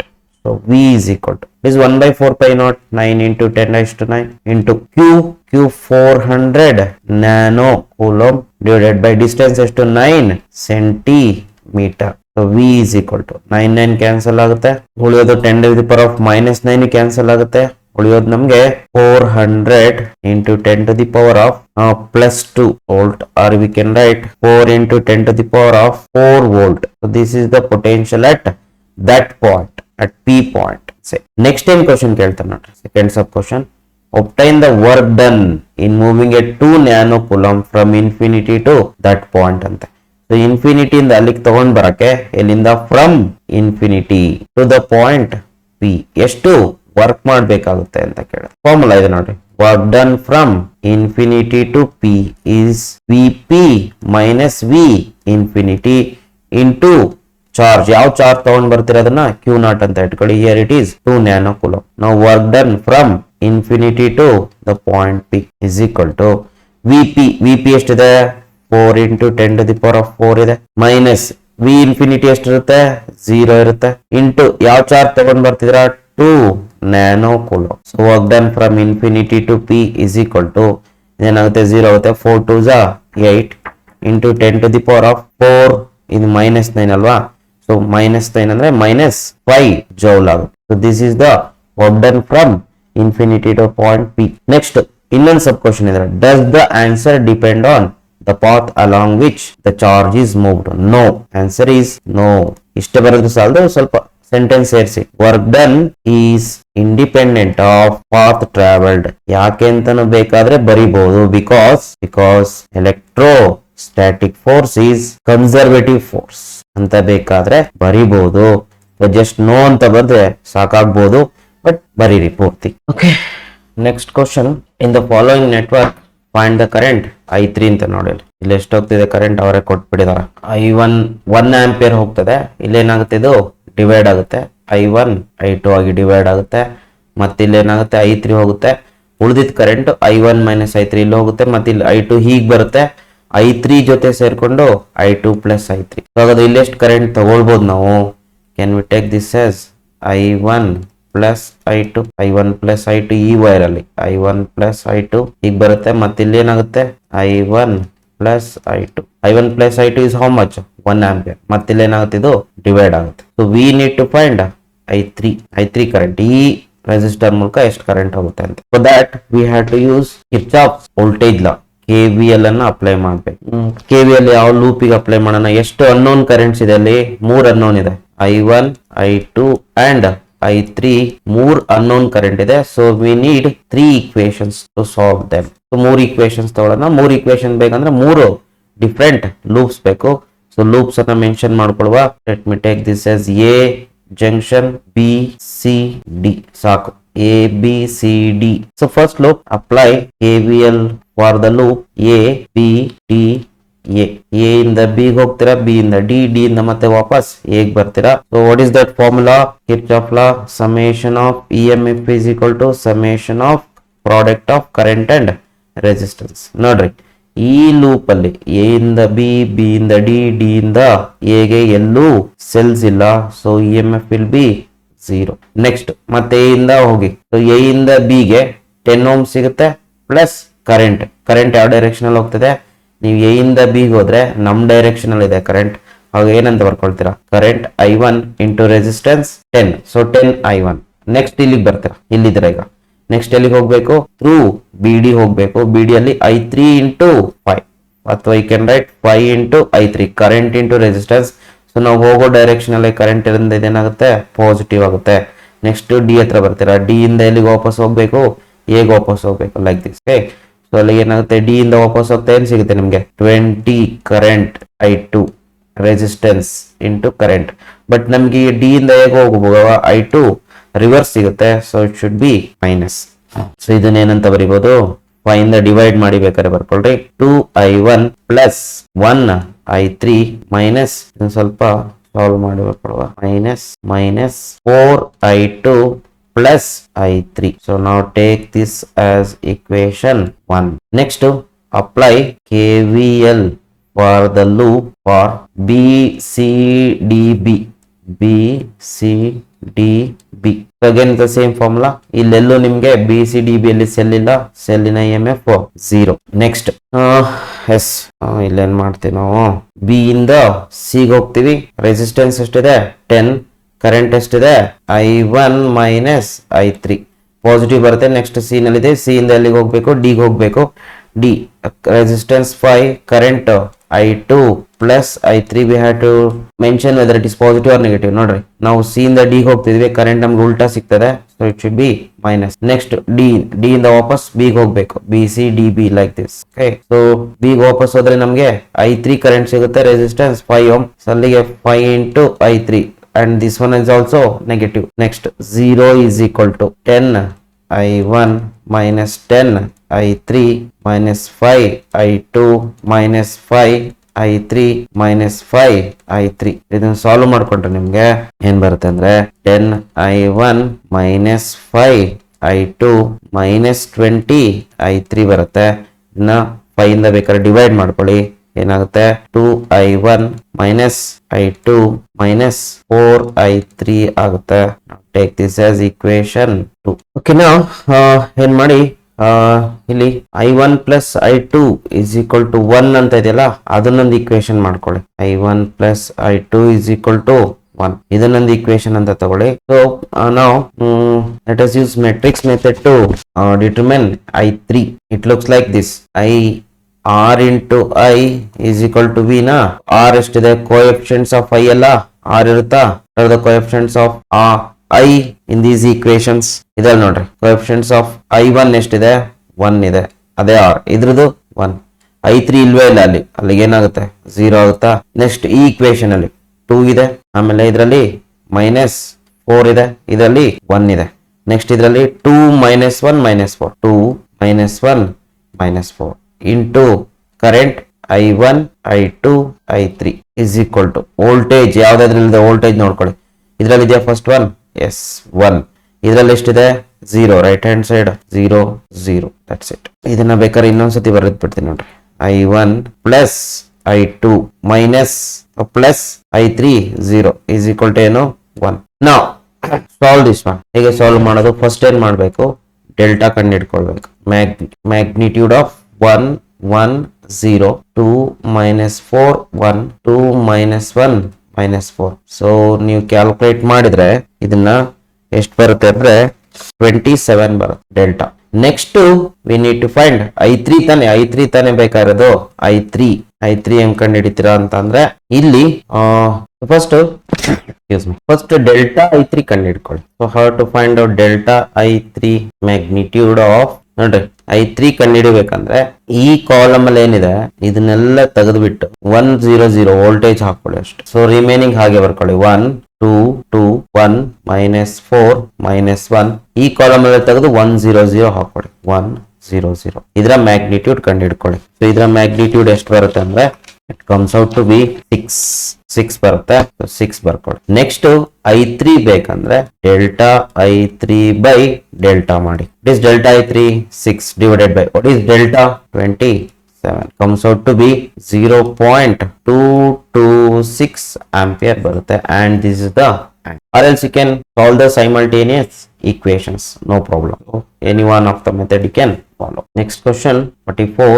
An AC source of frequency 50 Hz is connected in series with inductor having inductance 1 Henry and capacitor of capacitance 90 microfarad and resistor having resistance 100 ohm. Does the current leads or lag voltage and calculate the phase difference between current and voltage ಅಂತ ಕೇಳಿದ್ರು. ಇಲ್ಲೇನ್ ಮಾಡ್ಬೇಕು? ಯಾವ್ದು dominate ಮಾಡುತ್ತೆ ಅಂತ check ಮಾಡ್ಬೇಕು. Capacitor ಅಥವಾ inductor. Suppose capacitor dominate ಮಾಡಿದ್ರೆ ಕರೆಂಟ್ ಲೀಡಿಂಗ್ ಇರುತ್ತೆ, ಇಂಡಕ್ಟರ್ ಡಾಮಿನೇಟ್ ಮಾಡಿದ್ರೆ ವೋಲ್ಟೇಜ್ ಲೀಡಿಂಗ್ ಇರುತ್ತೆ. ಸರ್ ಅದನ್ನ ಹೆಂಗ್ ಸರ್ ಕಂಡು ಹಿಡಿಯೋದು? ಏನಿಲ್ಲ, XL ಕಂಡು ಹಿಡ್ಕೊಳ್ಳಿ, XC ಕಂಡು ಹಿಡ್ಕೊಳ್ಳಿ. ಇದ್ರಲ್ಲಿ ಯಾವ್ದು ಗ್ರೇಟರ್ ಇರುತ್ತೋ ಅಥವಾ VL VC ಕಂಡು ಹಿಡ್ಕೊಳ್ಬಹುದು. XL ಗ್ರೇಟರ್ ದನ್ XC ಇದ್ರೆ inductor dominates capacitor, or VL greater than VC ಇದ್ರೆ inductor dominates capacitor. XC greater than XL ಇತ್ತಂದ್ರೆ ಕೆಪಾಸಿಟರ್ ಡಾಮಿನೇಟ್ ಇಂಡಕ್ಟರ್, ಅಥವಾ VC ಗ್ರೇಟರ್ ದನ್ VL ಯಾವ್ದಾದ್ರು ಇರ್ಬೋದು. So easy to find out XL and XC check ಮಾಡ್ಕೊಂಡು ಆಯ್ತು ಅಷ್ಟೇ. So XL greater than X ಇದ್ರೆ inductor dominate ಮಾಡುತ್ತೆ, XC ಗ್ರೇಟರ್ ದನ್ XL ಇದ್ರೆ ಕೆಪಾಸಿಟರ್ ಡಾಮಿನೇಟ್ ಮಾಡುತ್ತೆ. ಕೆಪಾಸಿಟರ್ ಡಾಮಿನೇಟ್ ಮಾಡಿದ್ರೆ ಕರೆಂಟ್ ಲೀಡಿಂಗ್ ಇರುತ್ತೆ, ಇಂಡಕ್ಟರ್ ಡಾಮಿನೇಟ್ ಮಾಡಿದ್ರೆ ವೋಲ್ಟೇಜ್ ಲೀಡಿಂಗ್ ಇರುತ್ತೆ. That's it. ಸೊ ಫಸ್ಟ್ ಏನ್ ಮಾಡೋಣ, let us take the given quantities. ಎಷ್ಟಿದೆ? ಫ್ರೀಕ್ವೆನ್ಸಿ 50 Hz ಇದೆ. XL XC ಕಂಡು ಹಿಡ್ಕೊಳ್ಳಿ ಸಾಕಿಲ್ಲಿ. How to find out XL? XL is 2 pi f into L. So XL is equal to 2 pi. What is the frequency? 50 Hz into inductance 1 Henry. So XL is equal to, XL comes out to be 314 ohm ಬರುತ್ತೆ. 314 ohm. This is our XL. Next XC ಕಂಡು ಹಿಡ್ಕೊಳ್ಳಿ. XC is equal to 1 by 2 pi f into C. XC is equal to 1 by 2 pi f into C. C ಎಷ್ಟು ಕೊಟ್ಟಿದ್ದಾರೆ? 90 microfarad. Substitute here 90 microfarad. So XC is equal to, XC ನಿಮಗೆ 35 ohm ಬರುತ್ತೆ. Now we can see that XL is greater than XC. ಅದರ ಅರ್ಥ ಏನು? Inductors dominating. Inductor dominating ಅಂದ್ರೆ voltage leads current. ಎಷ್ಟು degree ಅಂತ ಕೇಳಿದ್ರೆ ಬೈ ಹೌ ಮೆನಿ ಡಿಗ್ರೀಸ್, ಅದನ್ನೇ ಫೇಸ್ ಡಿಫರೆನ್ಸ್ ಕಂಡುಹಿಡಿಯಬೇಕು. ಫೇಸ್ ಡಿಫರೆನ್ಸ್ ಕಂಡುಹಿಡಿಯಕ್ಕೆ ನಮ್ಮ ಹತ್ರ ಫಾರ್ಮುಲಾ ಇದೆ. ಏನದು ಎರಡು ಫಾರ್ಮುಲಾ ಇದೆ, ಒಂದು cos phi is R by Z, ಇನ್ನೊಂದು tan phi. Let us take tan phi only. X L minus xc by r. So tan phi is equal to xl is how much? 314 minus xc 35 divided by r. We need r here. R is how much? 100. So ಎಷ್ಟು ಬರುತ್ತೆ ಅಂತಂದ್ರೆ ಇಲ್ಲಿಗೆ 2.79 ಬರುತ್ತೆ. ನಮಗೆ ಬೇಕಾಗಿರೋದು phi. phi ಏನಂತ ಮಾಡ್ತೀರಾ? tan inverse of 2.79 and phi comes out to be 70.3 degree. ಇದನ್ನ ಬರಿಬೇಕಿಲ್ಲಿ. Voltage leads current by 70.3 degree ಅಂತ ಬರಿಬೇಕು. And this is our answer. Next question. An equilateral prism is made of glass of unknown refractive index.